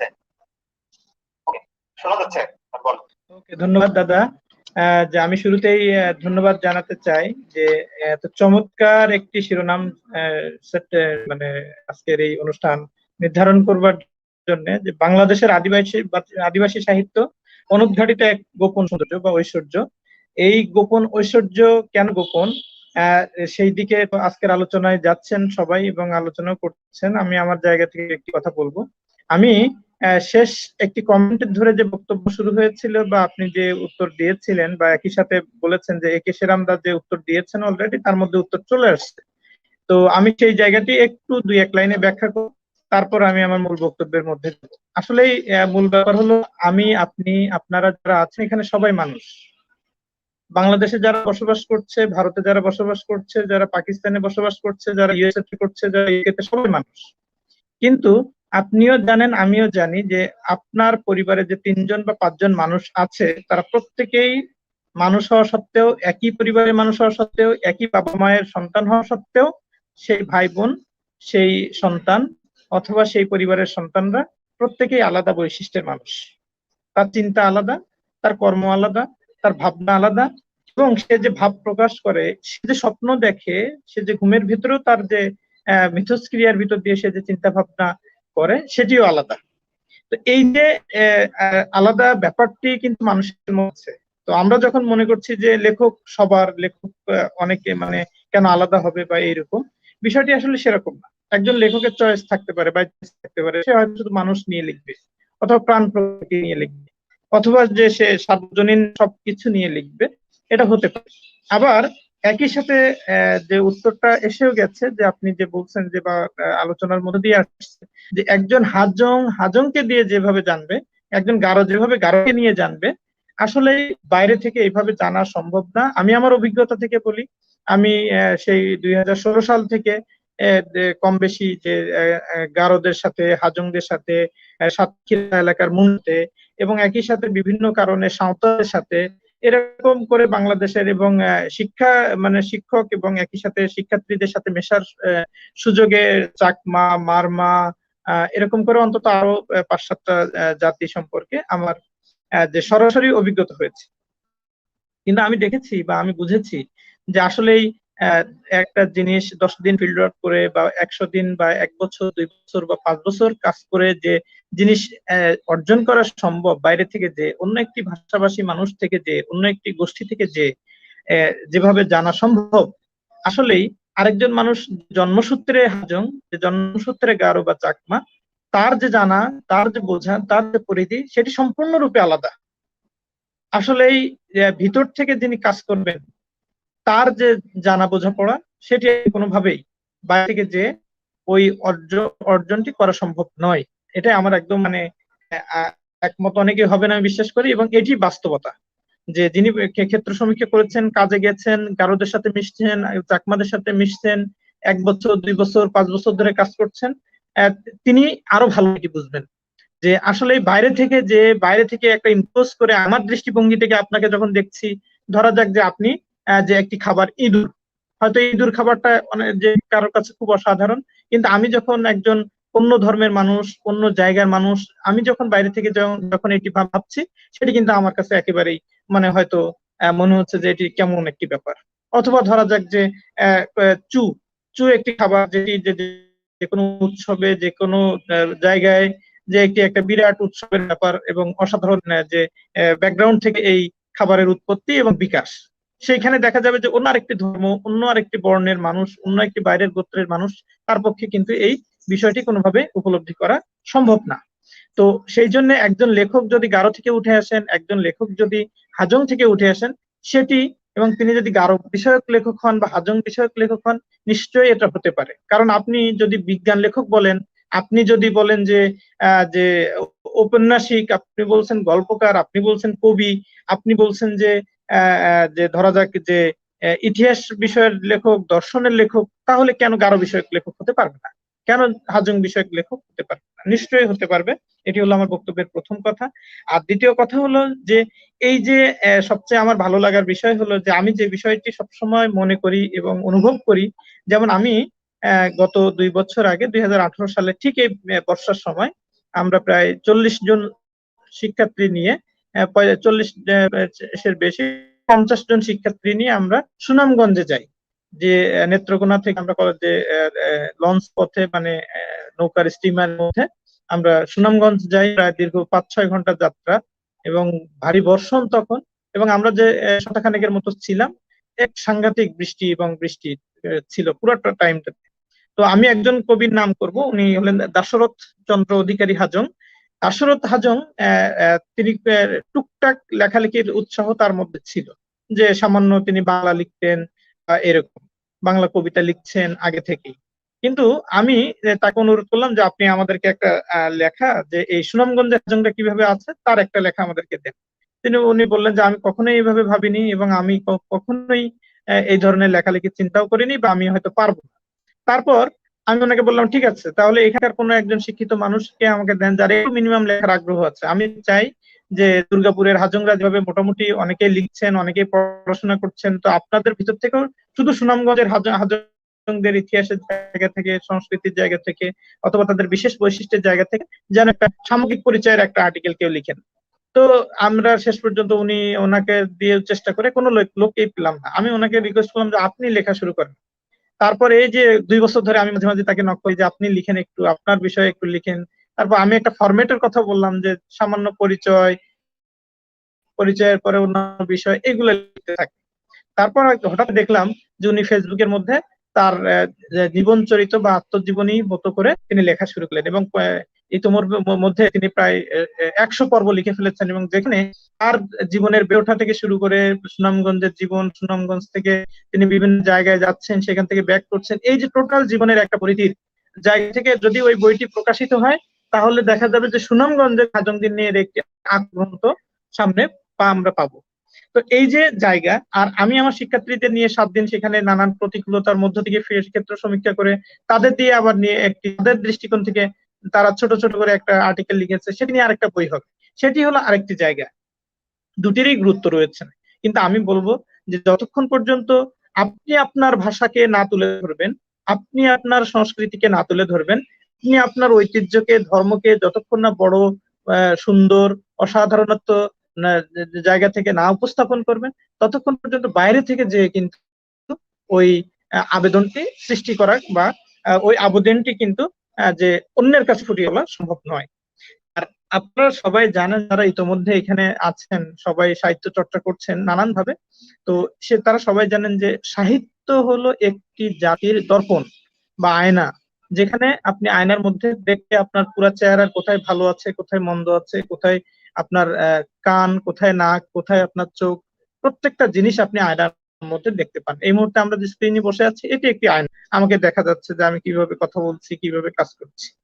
সাহিত্য ঠিক এরকমই, এবং এটি এমন এক শক্তিমান মাধ্যম, আপনি এখানে এখন অডিও করবেন, ভিডিও করবেন, কোনো কারণে ডিলিট হয়ে যেতে পারে, কিন্তু সাহিত্য আজকে যদি আপনি লিখে রাখেন, এটির একটি সংখ্যা থাকে, এটির একটি কপি থাকে, 5টি কপি থাকে, এটি যদি মিনিমাম একটা যত্ন আমরা করতে পারি, হাজার হাজার বছর এটি থাকতে পারে। আপনারা সবাই জানেন যে বাংলা ভাষার চর্যাপদ, যে আমরা বলছি বাংলা ভাষার বয়স 1000 বছর। কিভাবে বলছি? কারণ আমাদের 1000 বছর আগের কোনো ধরনের নিদর্শন নাই, একমাত্র চর্যাপদ ছাড়া। সামান্য চর্যাপদের ভিতরে কি কি আছে আমরা ওখানে দেখছি যে বলছেন এক লাইনে, বুদ্ধ নাটক বিশ্বমা হই। সেখানে নাটক এই এক শব্দ থেকে ওখানে আমাদের রিকনস্ট্রাকশন বা ডিকনস্ট্রাকশনের মধ্য দিয়ে কিন্তু আমরা যে ওই সময় যে নাটক ছিল, সেই নাটকের কি ধরনের চরিত্র ছিল, কিভাবে কি ছিল, সেটার একটা ভাষা বিজ্ঞানের আবিষ্কার মধ্য দিয়ে কিন্তু যাচ্ছে। সেইখানে বলা হচ্ছে যে একজন যে ডম্বি নারী, সে নৌকা পথে চলে যাচ্ছে এবং তার কর্ণকুণ্ডল কে নিয়ে নিচ্ছে, ডাকাতে নিচ্ছে। এই যে একটা অবস্থা, বোঝা যাচ্ছে যে তাহলে ওই সময় ডম্বি নারীর যে আর্থিক অবস্থা কেমন ছিল, তার একটা অর্থনৈতিক ব্যাখ্যা কিন্তু এখান থেকে আমরা আবিষ্কার করতে পারি। আবার বলছে যে যানবাহনটা কি ছিল, নৌকা ছিল। তাহলে এই যে বাংলার তখন ওই সময় যানবাহন ব্যবস্থা কেমন ছিল, তার একটা ইতিহাস আমরা এখান থেকে পাই। তারপর এই যে ডাকাত কেন পড়তেছে, তার মানে কি ওই সময় ডাকাতের নিরাপত্তা ব্যবস্থা সম্পর্কে আমরা জানতে পারি। অর্থাৎ আমি বলতে চাই যে ভাষা কখন জীবিত থাকবে, ভাষা যখন চলমানতা থাকবে, ভাষার মধ্যে যখন নতুনত্ব থাকবে, ভাষার মধ্যে যখন চর্চাকারী চর্চা করবে, তখনই শুধু কিন্তু ভাষা জীবিত থাকবে। আর চর্চার মাধ্যমটি হলো ভাষা, যে সাহিত্যই হলো সর্বোত্তম মাধ্যম। অন্য অনেক মাধ্যম কম বেশি চর্চা হতে পারে, গান হইতে পারে, নাচ হইতে পারে, বা যে পরস্পরের মধ্যে আলাপ হতে পারে, কিন্তু সেইগুলা খুবই ক্ষণস্থায়ী। তার মধ্যে সবচেয়ে স্থায়ী মাধ্যম হলো সাহিত্য চর্চা। এবং আমি খুবই আনন্দিত যে আমি দেখলাম যে ইয়াং যে মরোদ দাদা যেভাবে তার সাহিত্যকে সংকলন করছেন। আমি এই প্রসঙ্গে শুধু বলে রাখতে চাই যে আমরা অন্তত ফোকলোরের দৃষ্টিকোণ থেকে সাহিত্যকে যদি দুই ভাবে ধরি, যে একটি হলো লিখিত, একটি হলো মৌখিক। তো লিখিতর মধ্যে যেটা মোটামুটি মূলধারার কাছাকাছি, আবার লিখিত হলে যে সেটি ফোকলোর আবার হবে না তাও না, তবে মোটামুটি ভাবে একটা মোটা দাগে যে লিখিত সাহিত্য বা বেসিক যে ধারা, সেটি কিন্তু আমরা মৌখিক যে মূলধারা সাহিত্যের জায়গা থেকে দেখছি। আর এই যে ওরাল ট্র্যাডিশন বা ওরাল লিটারেচার বা ওরাল যে ফোক, সেটি কিন্তু এই যে দাদা কিন্তু করে যাচ্ছেন কাজটি, তার জাতিগোষ্ঠীর রূপকথা, উপকথা বা অন্যান্য বিষয়াদি কিন্তু করছেন। আপনি খেয়াল করবেন যে এরকম করে কিন্তু তার প্রবাদ আছে, তার প্রবচন আছে, তার কৃষি বিষয়ক নির্দেশনা আছে, তার জীবনযাপন ব্যবস্থাপনা নিয়ে গল্প আছে। এভাবে অসংখ্য দিক থেকে অসংখ্য সাহিত্যিক নমুনা কিন্তু আপনি পাবেন, যেটি আমাদের সরাসরি ফোকলোরের দৃষ্টিভঙ্গি থেকে বা লোক সংস্কৃতির দৃষ্টিভঙ্গি থেকে গুরুত্বপূর্ণ। একই সাথে একে সেরামদাদ যে কাজ করছেন, তিনি একদম যে একজন অভিজ্ঞ মানুষের জায়গা থেকে, শিক্ষিত মানুষের দৃষ্টিকোণ থেকে এবং জীবনযাপনের জায়গা থেকে, একই সাথে মণিপুরী হিসেবে সেই জায়গা থেকে কিন্তু তিনি কাজটি কিন্তু করে যাচ্ছেন। তো এরকম করে আমার বিশ্বাস, আমি সংক্ষেপে শেষ করছি যে এখন দু তিনটি কথা বলে, যে প্রথম কথা আবারও আমি একটু রিপিট করি, যে সাহিত্যকে যদি মাধ্যম হিসেবে নেওয়া যায় এবং সেই মাধ্যমটি যদি অবশ্যই নিজ নিজ ভাষাগোষ্ঠী হয়ে উঠতে পারে, এবং আমি এই প্রসঙ্গে আরো একটু যোগ করি যে শুধু চাকমা, মারমা, হাজং, গারো, মণিপুরি বা ব্রোর মধ্যে যেন এই চর্চা সীমাবদ্ধ আমাদের না থাকে।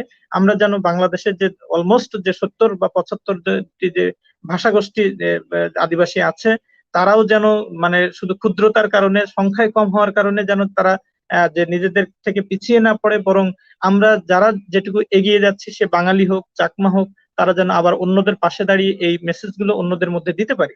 এবং দিতে পারলেই, এবং তারা যদি নিজ থেকে উঠে আসে, তাদের ভিতর থেকে উঠে আসে চর্চাকারীটা, যেমন আমি চর্চা করলে তার পরম্পরা থাকবে না, কিন্তু আপনি যখন চর্চা করবেন তখন আপনার সন্তান সেটা দ্বারা ইনফ্লুয়েন্সড হবে, আপনার সন্তানের সন্তান সেটি দ্বারা ইনফ্লুয়েন্সড হবে। এভাবে ইনফ্লুয়েন্স হতে হতে কিন্তু একটি পরম্পরা বা ট্র্যাডিশন বা ঐতিহ্য কিন্তু তৈরি হবে, তখনই কিন্তু এই ভাষা বেঁচে যাবে।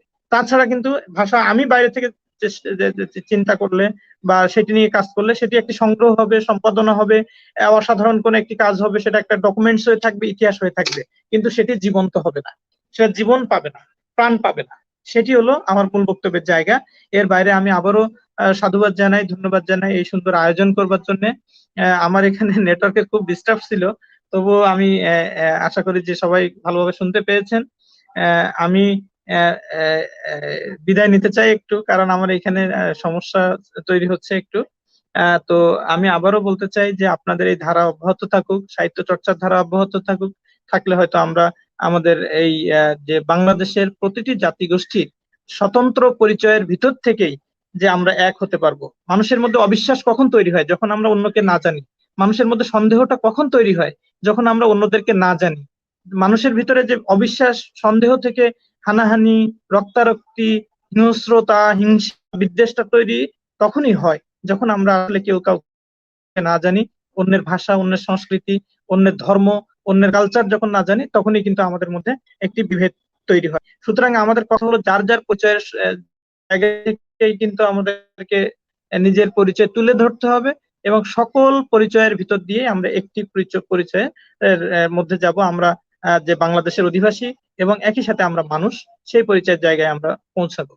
তো ধন্যবাদ জানাচ্ছি এত সুন্দর আয়োজনে আমাকে সংযুক্ত করবার জন্য, কৃতজ্ঞতা জানাচ্ছি। এখানে সবাই আমার চেয়ে গুণী মানুষ, শ্রদ্ধেয় ব্যক্তি, আমি সবাইকে আবার শ্রদ্ধা জানাচ্ছি। আয়োজকদেরকে কৃতজ্ঞতা জানিয়ে আমি শেষ করছি। আমি চেষ্টা করছি থাকার জন্য শেষ পর্যন্ত। ধন্যবাদ। অনেক অনেক ধন্যবাদ জানাই সাকার মুস্তফা ভাই আপনার সুন্দর আলোচনার জন্য। আপনার এই যে আলোচনার আসলে মূল্যায়ন, আমি যদি আমাদের মতামত বক্সে যাই, সেখান থেকে আসলে দেখতে পারি যে একজন সনাতন হামম দাদা নামে একজন বলেছেন যে সাকার মুস্তফা এর বক্তব্য ভালো লেগেছে একজন আদিবাসী লেখককে লেখক হিসেবে উপস্থাপনের প্রেরণা যোগানোর জন্য। মলয় ত্রিপুরা কিশোর তিনি বলেছেন আলোকিত বাতিঘর সাকার মুস্তফা মহোদয়ের প্রাণবন্ত আলাপচারিতায় সরলতার ভাপে হাজং সাহিত্য ও সাহিত্যিকদের উৎসাহ প্রদানের ইতিহাস ও বিস্তৃত লোকজ আলোকপাতে সহায়ক পথের নিদর্শন ভাব আমাদের অনুপ্রাণিত করেছেন। অভিনন্দন ও শুভেচ্ছা জানাই। ধন্যবাদ, আসলে অসংখ্য ধন্যবাদ জানাচ্ছি সাকার মুস্তফা ভাইকে আপনার খুব গুরুত্বপূর্ণ আলোচনার জন্য। আপনি বলেছেন যে ভাষা টিকে থাকে চর্চার মাধ্যমে, আর চর্চাটি হয় আসলে সাহিত্যের মাধ্যমে, আর সাহিত্য হচ্ছে একটি জাতি বা সমাজের দর্পণ। ধন্যবাদ আপনাকে আপনার সেই এখানে খুব সুন্দর এই বিষয়গুলো আলোচনা করবার জন্য। আমরা আবারও সংযোগ পেয়েছি আমাদের আরেকজন অতিথি আলোচক স্বপন এক্কাকে। স্বপন এক্কা আমার খুবই সমসাময়িক এবং বন্ধুবর স্বপন এক্কা, আমরা একসঙ্গেই পড়াশোনা করেছি ঢাকা বিশ্ববিদ্যালয়ে। স্বপন এক্কা শুরু থেকেই আসলে আর বিশেষ করে বিভিন্ন কলাম, আদিবাসী অধিকার, মানবাধিকার বিষয়ক কলাম তিনি লেখালেখি করেন, সেই সাথে কবিতা চর্চা করে আসছেন বহুদিন ধরে। তার কবিতা এবং কলামগুলো আমরা জাতীয় পত্রিকা এবং বিভিন্ন পত্রিকায় আমরা পেয়েছি। তো আমরা আজকে পেয়েছি স্বপন এক্কাকে এই আলোচনা মঞ্চে বিশেষ আলোচক হিসেবে। আমরা শুনবো স্বপন এক্কার এই সাহিত্য কর্ম সম্পর্কে এবং তার কবিতা, সেই সাথে আমরা কবিতাও শুনবো। আমরা কিন্তু এরপরে প্রত্যেক অতিথিদের কাছ থেকে আসলে কবিতা শুনতে চাই। স্বপন এক্কা, আমরা এখন শুনবো স্বপন এক্কার কাছে। হ্যাঁ, ধন্যবাদ জানাচ্ছি বন্ধুবর সোহেল আজমকে, সেই সাথে সশ্রদ্ধ সম্মান জানাচ্ছি আমাদের আজকের মূল যে আয়োজক একে শেরামদাকে। প্রায় 1.5 যুগেরও বেশি সময় ধরে শেরামদার সাথে আমাদের পরিচয়। জাতীয় কবিতা উৎসবকে কেন্দ্র করে আমাদের ওখানে একটা কবিদের, বিশেষ করে আদিবাসী লেখক কবি যারা রয়েছেন, এইরকম একটা জাতীয় প্ল্যাটফর্মে আমাদের অংশগ্রহণ করবার সুযোগ ঘটে প্রায় 1.5 যুগেরও বেশি সময় আগে। ঢাকা বিশ্ববিদ্যালয়ের হাকিম চত্বরে জাতীয় কবিতা উৎসবে, যেখানে আমরা আদিবাসী বিভিন্ন দেশের বিভিন্ন প্রান্ত থেকে আমরা মিলিত হই, সেখানেই একে শেরামদার সাথে আমাদের পরিচয় ঘটে। তো এই গুণী লোকটির সাথে পরিচয় হবার সুবাদে তার সম্পর্কে অনেক কিছুই জানার সুযোগ হয়েছে। আজকে আরো অনেক বেশি করে জানলাম যে প্রায় অর্ধ শতাব্দীর বেশি সময় ধরে তিনি কবিতা চর্চা করে যাচ্ছেন।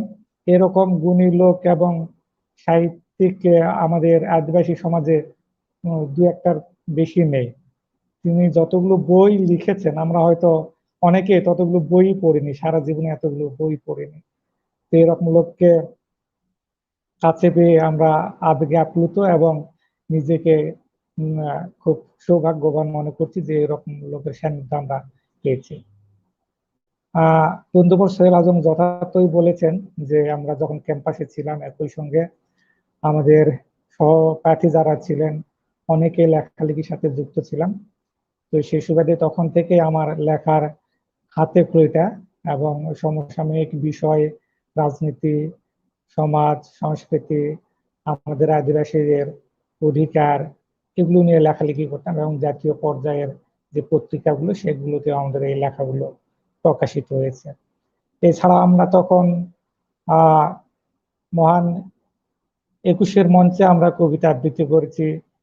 দেশ টিভি, বাংলাদেশ বেতার, এরপর বাংলাদেশ টেলিভিশন সহ মুক্তিযুদ্ধ জাদুঘর, এই জাতীয় প্ল্যাটফর্মে আমাদের কবিতা আবৃত্তি করার সৌভাগ্য হয়েছে। সোহেল আজম, আমরা অনেককে পেয়েছি। সে সময়ে অনেক ছিল আমাদের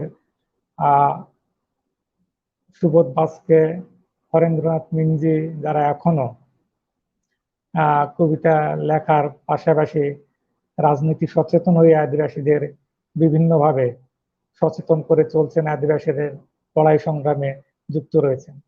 তো আমি একজনের কথা বলতে চাই, আমাদের শ্রদ্ধেয় বড় দাদা মং এ খ্যান মং মং, যিনি এখন কক্সবাজার সাংস্কৃতিক কেন্দ্রের পরিচালক হিসেবে দায়িত্ব পালন করছেন। তার পথ নির্দেশনায় আমরা এরকম একটা প্ল্যাটফর্ম পেয়েছিলাম, যেটা জাতীয় কবিতা উৎসব।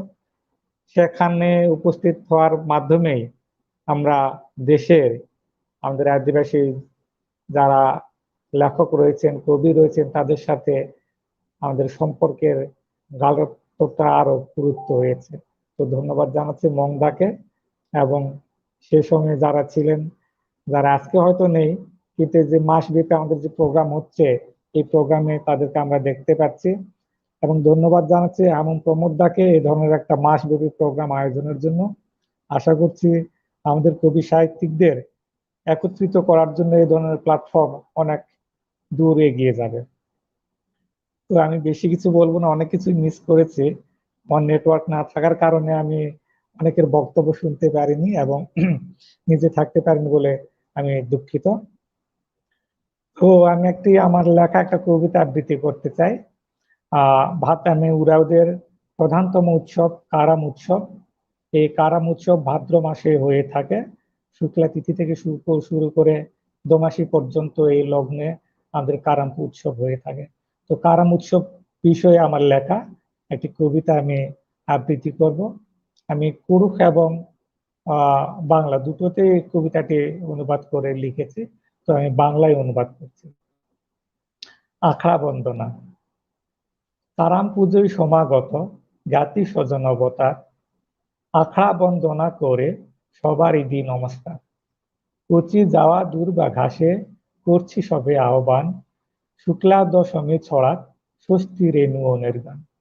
সবুজ ঘাসা পুষ্ট ডালে ভক্তি গাঢ় আন্তরিক, অবজ্ঞাতে ভাষায় যেবা ঘৃণা তারে শতধিক। ভাদরে প্রার্থনা মাগি সারি যে যাগ যজ্ঞ, মাদল গীতের সুরে তালে ঢালি যে কৃতজ্ঞ। ফুল ফসলে প্রাণের দলা মনে বাজে আশার গান, পানাহারে জীবন বলে ধার্মিক কি বলবান। কর্মজ্ঞানে একাত্ম নয় কার্মা আর ধার্মা, ভ্রষ্ট জ্ঞানে অজ্ঞ তারা তুচ্ছে ঠেলে সার না। কার্মা কহে কর্ম বড়, ধর্মটা চাই অলঙ্কার, ধার্মা কহে কর্ম খলস, ধর্মটা মূল গুণ ও সার। তর্কে জেদে দ্বন্দ্ব বাড়ে, অশান্ত হয় আগিনা, পুরোহিতে যুক্তি শোনায় একক জেহায় আধখানা। কর্মেই নয় পূর্ণ সকল, ধর্ম আধেক সমষ্টির, দুয়ের জটে পূর্ণ জীবন, ভক্ত যদি ভাব কবির। পদ্ম যেমন ভাসে জলে, মাটি যে তার ঠিকানা, একের বিনে জীবন অসার, আছে কি দাম একানা। বিভাজনে শত্রু হানে, উপরে ভাষায় কান্দমূল, দশে জটে বাঁধলে কোষে, সাধ্য যে কার চিরে চুল। মাদল সুরে বাঁধন গড়, করা সেথা কৈকতান, দমের কলে আস্থা রেখে গতিত হও আগুয়ান। সবার বাড়ির ধূপ সিঁদুরে রাঙুক পাড়া বারে বার, সনাতনী শিকল ভাঙুক গড়তে সমাজ চমৎকার। প্রতি ঘরের পায়েস পিঠা সুরাতে টান দুর্নিবার, পেটে পিঠে টানুক কাছে ভেদ ফুলে হয়ে একাকার। ধন্যবাদ জানাতে এতক্ষণ আমাকে শুনবার জন্য। ধন্যবাদ। অনেক অনেক ধন্যবাদ জানাচ্ছি স্বপন এক্কাকে আপনার খুব সুন্দর কবিতার জন্য এবং সেই সাথে আলোচনার জন্য। স্বপন এক্কার কথার মাধ্যমে আসলে সেই দিনগুলোর কথা মনে পড়ছে যে যদিও সেরামদার সাথে আমাদের বয়সের ব্যবধান অনেক বেশি ছিল, কিন্তু এই যে বছরে একটিবার যেখানে কবিতা উৎসব হয় বাংলা একাডেমির বইমেলা কে উপলক্ষ করে ফেব্রুয়ারি 1 এবং 2 তারিখে ঢাকা বিশ্ববিদ্যালয় ক্যাম্পাসে, সেদিন আমরা মিলিত হতাম। সেরামদা, কবি মতেন্দ্র মানকিন, এছাড়া বাংলাদেশের বিভিন্ন প্রান্ত থেকে আদিবাসী কবিতারা আসতেন, তাদের নিজ নিজ ভাষায় কবিতা পড়তেন।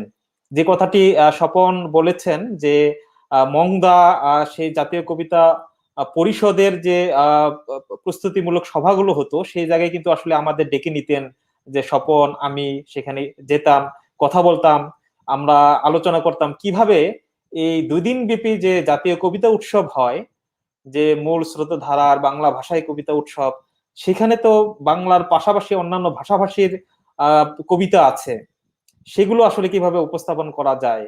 তখন এটি বলা যায় যে আসলে সেই সময় কবি মোহাম্মদ সামাদ স্যার এখনো আছেন, তার উদ্যোগেই বলা চলে যে এই 2 দিন ব্যাপী যে জাতীয় কবিতা উৎসব, সেই কবিতা উৎসবের একটি অধিবেশন নেওয়া হয় কিন্তু অন্য ভাষার কবিতা নামে।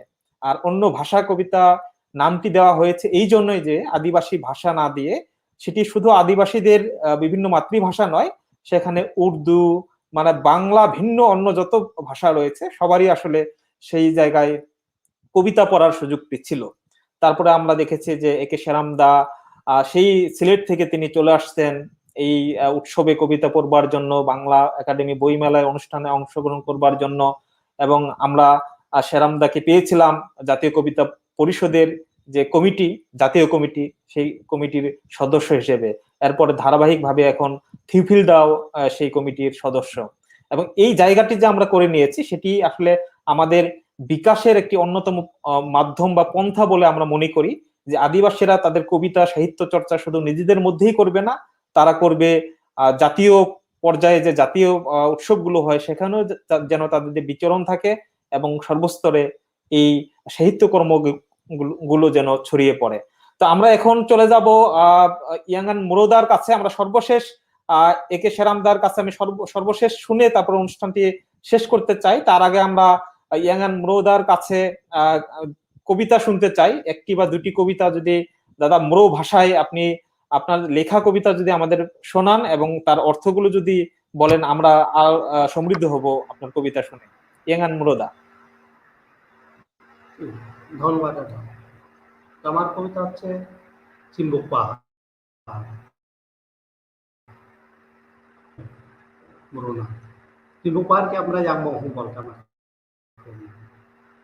তো কবিতাটা হচ্ছে ইয়াংবংহু ইয়াংবংহু ইয়াংবংহু nom en klavium bringen in keda nom der sor en jogwe en vi yangbonghu songbon mi yawa ta nora ke yangbonghu nom pre en ku kuang kingna kom kra ba wo preng stom ka nora ken han ai nom pre ti na kumade en wai des ba to muda ai ta to en lai ta nora ke en han nom ti Sương Long Pra trên cái toan của nó kumat pen ming han simbuk pahar wedeka yang simbuk kuasa kuabi nyora kena pra yang bau dan Sương Long Pra trên cái pra ka kumat ko pun ta pra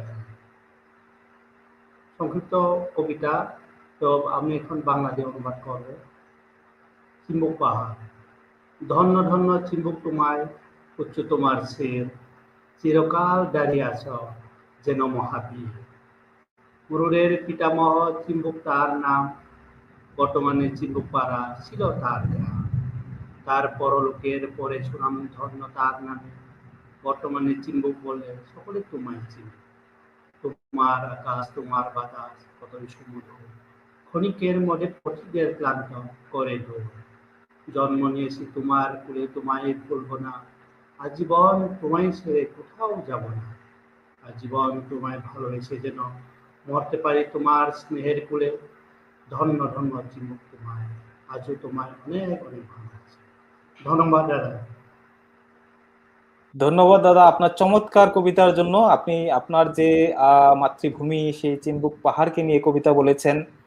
যদিও আমরা জানি এখন চিম্বুক পাহাড় আসলে সেরকম ভালো নেই, আমরা পাহাড় আমাদের ভূমিকে এখন কেনাবেচার একটি পাত্র হিসেবে দেখি। সেখানে আমরা দেখি যে আসলে পার্বত্য চট্টগ্রামের বিভিন্ন জায়গা পর্যটন কেন্দ্র নামে বিভিন্ন কিছু তৈরি হচ্ছে।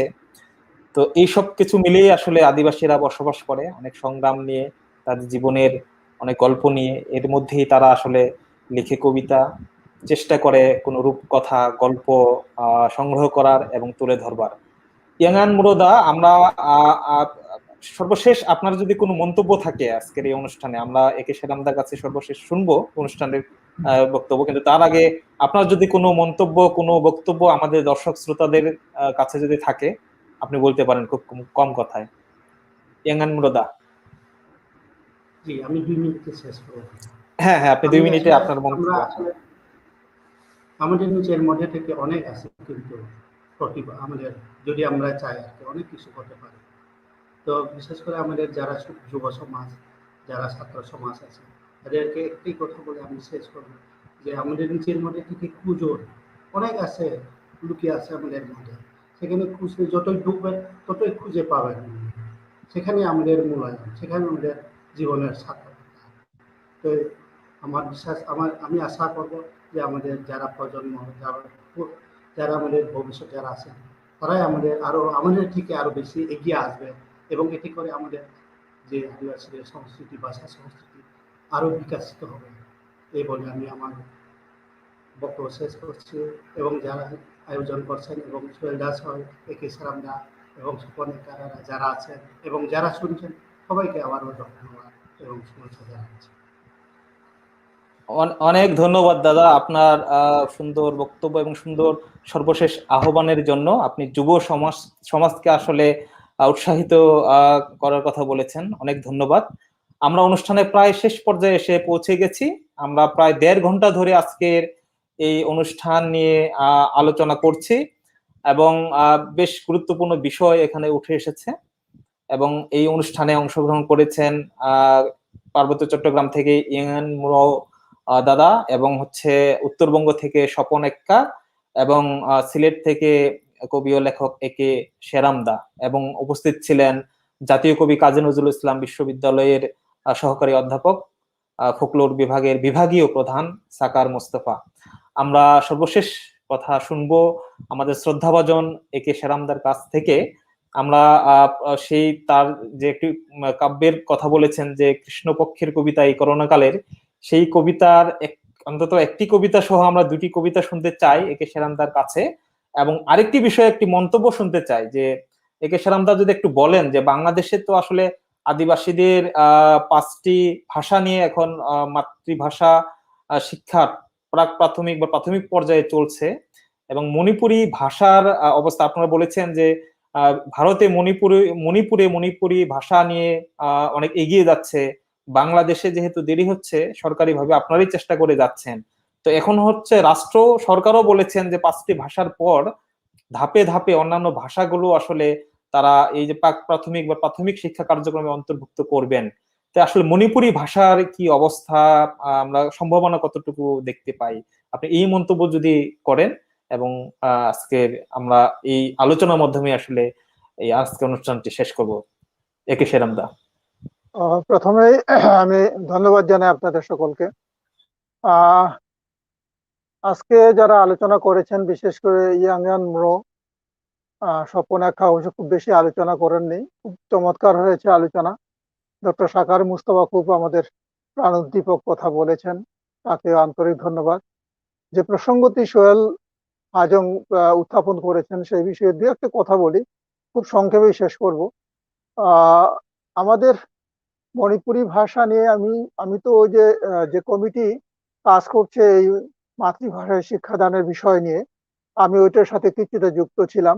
আমি বহু আগে থেকেই বারবার করে দাবি তুলেছি মণিপুরি ভাষাকে সম্পৃক্ত করার জন্য। প্রথম দফায় হয়নি, সেখানে 5টি ভাষায় ইতিমধ্যে বই প্রণয়ন করে পড়াশোনা শুরু হয়েছে। দ্বিতীয় পর্যায়ের যে কার্যক্রম হাতে নেওয়া শুরু হয়েছে, এখানে বলা হচ্ছে যে মণিপুরি ভাষা অন্তর্ভুক্ত হবে, এবং আমরা যতটুকু খবর পেয়েছি তাতে মণিপুরি ভাষাকে তারা দুভাগে বিভক্ত করে, মণিপুরি মেইতেই ভাষা, মণিপুরি বিষ্ণুপ্রিয়া ভাষা, ওইভাবে তারা উপস্থাপন করছেন। কিন্তু আমার কাছে মনে হয় জিনিসটি ভুল। আসলে মণিপুরি মেইতেই নয়, মণিপুরি ভাষা শুধু মণিপুরি ভাষা, আর বিষ্ণুপ্রিয়া মণিপুরি ভাষা সম্পূর্ণ স্বতন্ত্র একটি ভাষা। এটা একটা পূর্ণাঙ্গ ভাষা, উপভাষা না। ওই বিষয়টা নিয়ে আমরা 2020 সালের 24 ফেব্রুয়ারি ঢাকায় জাতীয় মুক্তিযুদ্ধ জাদুঘরের মিলনায়তনের একটা অনুষ্ঠানও করেছিলাম। সেখানে প্রাথমিক শিক্ষা মন্ত্রণালয়ের সচিব মহোদয় ছিলেন। আমরা দাবি উত্থাপন করেছি মণিপুরি ভাষার দ্বিতীয় পর্যায়ের যখন ভাষা নির্বাচন হবে তখন যেন এটাকে গ্রহণ করা হয়, কিন্তু ভুল নামে নয়, সঠিক নামে সত্য পরিচয়ে যেন মণিপুরি ভাষা হিসেবে যেন এটাকে গ্রহণ করা হয়। আর বিষ্ণুপ্রিয়াদের যে ভাষা, এটাকে অবশ্যই গ্রহণ করা হবে।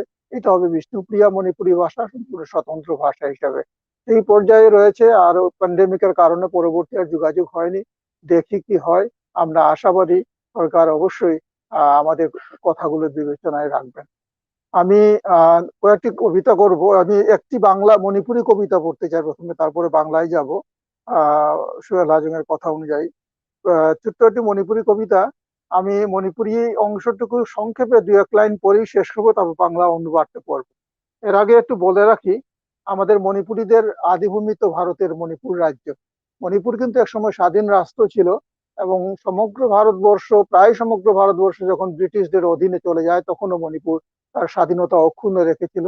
মাত্র 1891 খ্রিস্টাব্দে মণিপুরীরা ব্রিটিশদের প্রধানত হয়, তাদের অধীনে চলে যায়। এবং 47-এ যখন ভারতবর্ষ ছেড়ে ব্রিটিশরা চলে যায় তখন মণিপুরকে মুক্ত করে দিয়ে যায়, স্বাধীনতা দিয়ে যায়, এবং মণিপুর নির্বাচন করে নিজস্ব আইনসভা গঠন করে। কিন্তু 1949 সালের অক্টোবরে অনেকটা চাপের মুখে মণিপুরকে ভারতীয় ইউনিয়নে যোগদান করতে হয়। এর জন্য মণিপুরে এক ধরনের ক্ষোভ আছে ভারতের প্রতি, এবং মণিপুরে স্বাধীনতা আন্দোলনের একটা ব্যাপারও আছে। এই স্বাধীনতা আন্দোলনকামীদের তাদেরকে নিয়ন্ত্রণ করার জন্য এক ধরনের আইনও আছে, নিবর্তনমূলক আইন যেটাকে বলি আমরা, armed forces special power act, AFSPA 1958। এই আইনের আওতায় যে কোনো সন্দেহজনক ব্যক্তিকে মিলিটারি এবং প্যারামিলিটারির ফোর্স আটক করতে পারে, তাতে গুলি করে হত্যা করতে পারে, গুম করতে পারে। এর জন্য কোনো জবাবদিহি করতে হবে না, কোনো বিচার হবে না। এবং এর আওতায় কিন্তু প্রচুর নিরীহ মানুষ মারা যাচ্ছে। এই সমস্ত কারণে মণিপুরে বেশ একটা ক্ষোভ আছে। ওইসব বিষয় নিয়ে আমি একটি কবিতা, প্রথমে মণিপুরি ভাষায় আমি কয়েকটা লাইন পড়ছি, তারপরে বাংলা ভাষায় চলে যাব। আমার কবিতার শিরোনাম লৌথক পিখো নঙ্গি আমম্বিয়াদো। এটা নুংশিবগি থারল্লামে 2016 সালে প্রকাশিত আমার কাব্যগ্রন্থ থেকে। আমম্মন চাক্তাবা আশিবগি লমদম শেগিনাতে ꯑꯩꯒꯤꯅꯠꯇꯦ ꯃꯤꯑꯣꯠ ꯃꯤꯅꯩꯒꯤ ꯇꯝꯊꯤꯔꯕ ꯃꯇꯝ ꯑꯁꯦ ꯑꯋꯥꯕꯒꯤ ꯇꯦꯟꯊꯥꯔꯣꯜ ꯀꯥꯏꯅꯕꯒꯤ ꯆꯩꯅꯥꯈꯣꯜ ꯀꯩꯗꯧꯉꯩꯁꯨ ꯑꯣꯏꯔꯝꯗꯦ ꯑꯩꯒꯤꯗꯤ ꯁ꯭ꯔꯤ ꯒꯣꯕꯤꯟꯗꯖꯤꯒꯤ ꯃꯥꯟꯗꯣꯞꯇ ꯔꯥꯁ ꯖꯒꯣꯏ ꯁꯥꯟꯅꯕꯅꯤ ꯎꯃꯪ ꯂꯥꯏ ꯍꯔꯥꯎꯕꯅꯤ ꯏꯄꯨꯗꯧ ꯊꯥꯡꯖꯤꯡꯒꯤ ꯂꯥꯏꯁꯪꯗ ꯈꯝꯕ ꯊꯣꯏꯕꯤꯒꯤ ꯖꯒꯣꯏꯅꯤ ꯂꯣꯛꯇꯥꯛ ꯄꯥꯠ ꯑꯩꯒꯤꯅꯤ কৈবুল লমজাওගේ সাংহাই সেজি এইগিনি আপাতত এখানেই আমি শেষ করছি মণিপুরি অংশটা এবং এর বাংলা অনুবাদটা আমি পড়ছি তুলে নাও তোমার অন্ধকার ছায়া অন্ধকারের চারণভূমি মৃত্যুর এই উপত্যকা আমার নয় নির্যাতন নিপীড়নের এই তামস সময় বিষাদের হাহাকার বিরহের যন্ত্রণা কোনোদিনই আমার ছিল না আমার তো শ্রী গোবিন্দজির মণ্ডপে রাস নৃত্যের অনুষ্ঠান বনদেবীর উদ্দেশ্যে লাইহারা অবনৃত্য থাংজিং দেবতার মন্দিরে খাম্বথৈবী নৃত্যের পরিবেশনা লোকতাক রোড আমার কৈবুল লমজাও ন্যাশনাল পার্কের সাংহাই হরিণ আমারই তো শিরোই লিলি পাহাড়ি ফুল ইঙেলেই কাঞ্চি প্রাসাদের কাঠালি চাপা ইরম শর্মিলার সাহসী আন্দোলন আমার নারী বিদ্রোহ আমার মেয়েরা পাইবিও আমার স্বাধীনতা যুদ্ধে পাওনা চিংলেন সানার আত্মদান কিংবা জাতির জন্য জননেতা ইরাবতের জীবন উৎসর্গ করা আমার মৃত্যুর বিলাপ ধ্বনি আর নিপীড়িত নির্যাতিতের করুণ আর্তনাদে ভারী হওয়া এই তমসাচ্ছন্ন স্থান আমার নয় আমার অপর থেকে তুমি তুলে নাও এখনই আমার সূর্যের আলোকে ঢেকে রাখা নিষ্ঠুর দানবের মতো হিংস্র তোমার ওই অন্ধকার ছায়া এখন আমি কৃষ্ণপক্ষের কবিতা আমার সর্বশেষ যে কাব্যগ্রন্থ বাংলায় প্রকাশিত কাব্যগ্রন্থ এটা আগেই উল্লেখ করেছি আমি করোনাকালীন সময়ে রচনা আমার কবিতা নিয়ে সংকলিত এখানে করোনা বিষয়ক কবিতাই বেশি কিন্তু এর বাইরে অন্য কবিতাও আছে আমি ছোট্ট দুটি কবিতা পড়ে আমার বক্তব্য শেষ করতে চাই খুব দীর্ঘ নয় ছোট্ট কবিতা প্রথম কবিতা হলো চুম্বনের অধিকার করোনা অনেক ক্ষতি করেছে আমাদের সমাবেশ বন্ধ করেছে ধর্মসভা উন্মুক্ত অনুষ্ঠান সাংস্কৃতিক আয়োজন একসাথে মিলে প্রাণের কথোপকথন প্রিয়তম আড্ডা এখানে ওখানে বেড়াতে যাওয়া মেলা প্রাণে প্রাণে সম্মিলন কারো সান্নিধ্য সুর সব বন্ধ আজ অনেক প্রাণও কেড়ে নিয়েছে এই করোনা কেড়ে নিয়েছে হাসি আনন্দ সুখ ও শান্তি এখন ভয় শঙ্কা ও সন্দেহ শুধু নিত্য সঙ্গী করোনা কত কিছু কেড়ে নিয়েছে কোনো দুঃখ নেই দুঃখ কেবল করোনা নিয়েছে কেড়ে প্রেয়সীর কোমল ওষ্ঠাধরে চুম্বনের অধিকারটুকু আমার শেষ কবিতা এইটুকু পড়ে শেষ করতে চাই করোনা বিষয়ক না তবে কৃষ্ণপক্ষের কবিতার এই অন্তর্ভুক্ত একটি কবিতা দ্রৌপদী আমরা জানি মহাভারতের যে আমাদের কাহিনী সেই কাহিনীর প্রধান নায়িকা হলেন দ্রৌপদী কৃষ্ণা দ্রৌপদী নামে যিনি পরিচিত দ্রৌপদীকে নিয়ে আমার লেখা নারী শক্তির যে উত্থান বা নারীর যে অহংকারী শক্তি ওই বিষয় নিয়ে কবিতার শিরোনাম দ্রৌপদী হস্তিনাপুরের রাজসভায় যখন অন্ধ রাজ শক্তি বস্ত্র হরণে উদ্যত হয় দ্রৌপদীর যখন দুর্যোধনের ধর্ষকাম ইচ্ছের বাস্তবায়নে অন্ধ রাজা ধৃতরাষ্ট্রের একান্ত প্রশ্রয়ে ধর্মের ধ্বজাধারী ভীষ্ম দ্রোণ বিদুরের আর বীর শ্রেষ্ঠ পাণ্ডবদের অসহায় আত্মসমর্পণে দুঃশাসন টেনে ধরেছিল দ্রৌপদীর শাড়ির আঁচল তখন দ্রৌপদী নয় নির্বস্ত্র হয়েছিল সমস্ত কুরুকুর আহত সাপের মতো ফনা উঁচিয়ে দ্রৌপদী হিস হিসে কণ্ঠে উদ্ধত দাঁড়িয়ে বলেছিল আমি কোনো রাজরানী নই কারো কুলবধূ নই আমি নই কারো স্ত্রী আমি নারী কেবল এক আহত নারী তার কণ্ঠে সেদিন উচ্চারিত হয়েছিল পুরুষবাদের বিরুদ্ধে প্রচন্ড ধিক্কার বাণী চোখে মুখে ছিল এক প্রচন্ড ঘৃণা দ্রৌপদীর ভেতরে সেদিন জেগে উঠেছিল চিরাহত সেই বিদ্রোহী নারী তাই তার ক্রোধের আগুনে পুড়ে ধ্বংস হয়েছিল সমগ্র আর্যাবর্ত ধ্বংস হয়েছিল পুরুষতন্ত্রের সমস্ত অহংকার তারপর সব অন্যায় অন্ধকারে পুড়ে পুড়ে জন্ম নিয়েছিল এক নতুন পৃথিবী আমরা সেই নতুন পৃথিবী দেখতে চাই ধন্যবাদ সকলকে ধন্যবাদ শেরামদাদ, আপনার চমৎকার বেশ কয়েকটি কবিতার জন্য। আসলেই আমরা নতুন পৃথিবী দেখতে চাই, নতুন পৃথিবীর জন্য আমরা কাজ করতে চাই। আমরা এটাও প্রত্যাশা করি যে শেরামদার যে সাহিত্যকর্ম এটি আরো বেশি আসলে আমাদের সমৃদ্ধ করবে যুগ যুগ ধরে। আমরা সেই প্রত্যাশাই করি, সেই প্রত্যাশা করি। আমরা ধন্যবাদ জানাচ্ছি আজকের সকল অতিথি আলোচক, কবি, লেখক সকলকে, একে শেরামদা, এঙ্গানব্রো, একে স্বপন এক্কা এবং সাকার মোস্তফা সহ আমাদের সাথে যারা ছিলেন, যারা অনলাইনে এই লাইভ অনুষ্ঠানটি সরাসরি দেখেছেন, মন্তব্য দিয়ে গিয়েছেন এবং পরবর্তীতেও দেখবেন, যারা এই ফেসবুক লাইভে এই আলোচনাটি থাকবে, যারা এখন হয়তো নেট বা অন্য কোনো কারণে দেখতে পারেনি, যারা পরবর্তীতেও দেখবেন, তাদের সকলের জন্যই শুভ কামনা থাকলো। আমরা একটু বলে দিতে চাই, আমাদের এই যে মাসব্যাপী অনুষ্ঠান, এই অনুষ্ঠানের পরবর্তী যে অধিবেশন রয়েছে সেটি হচ্ছে আগামী 7ই সেপ্টেম্বর মঙ্গলবার রাত 8টায়। বিষয় হচ্ছে বাংলাদেশের বিভিন্ন ভাষার লিটল ম্যাগাজিন এবং সাহিত্য পত্রিকা নিয়ে আমাদের আলোচনাটি থাকবে পরবর্তী অধিবেশনে। আর সেই পর্যন্ত আমরা সকলেই ভালো থাকি, সুস্থ থাকি এবং সকলের মঙ্গল কামনা করে আজকের অনুষ্ঠানটি এখানেই শেষ করছি। সকলকে অসংখ্য অসংখ্য ধন্যবাদ। শুভরাত্রি। ধন্যবাদ।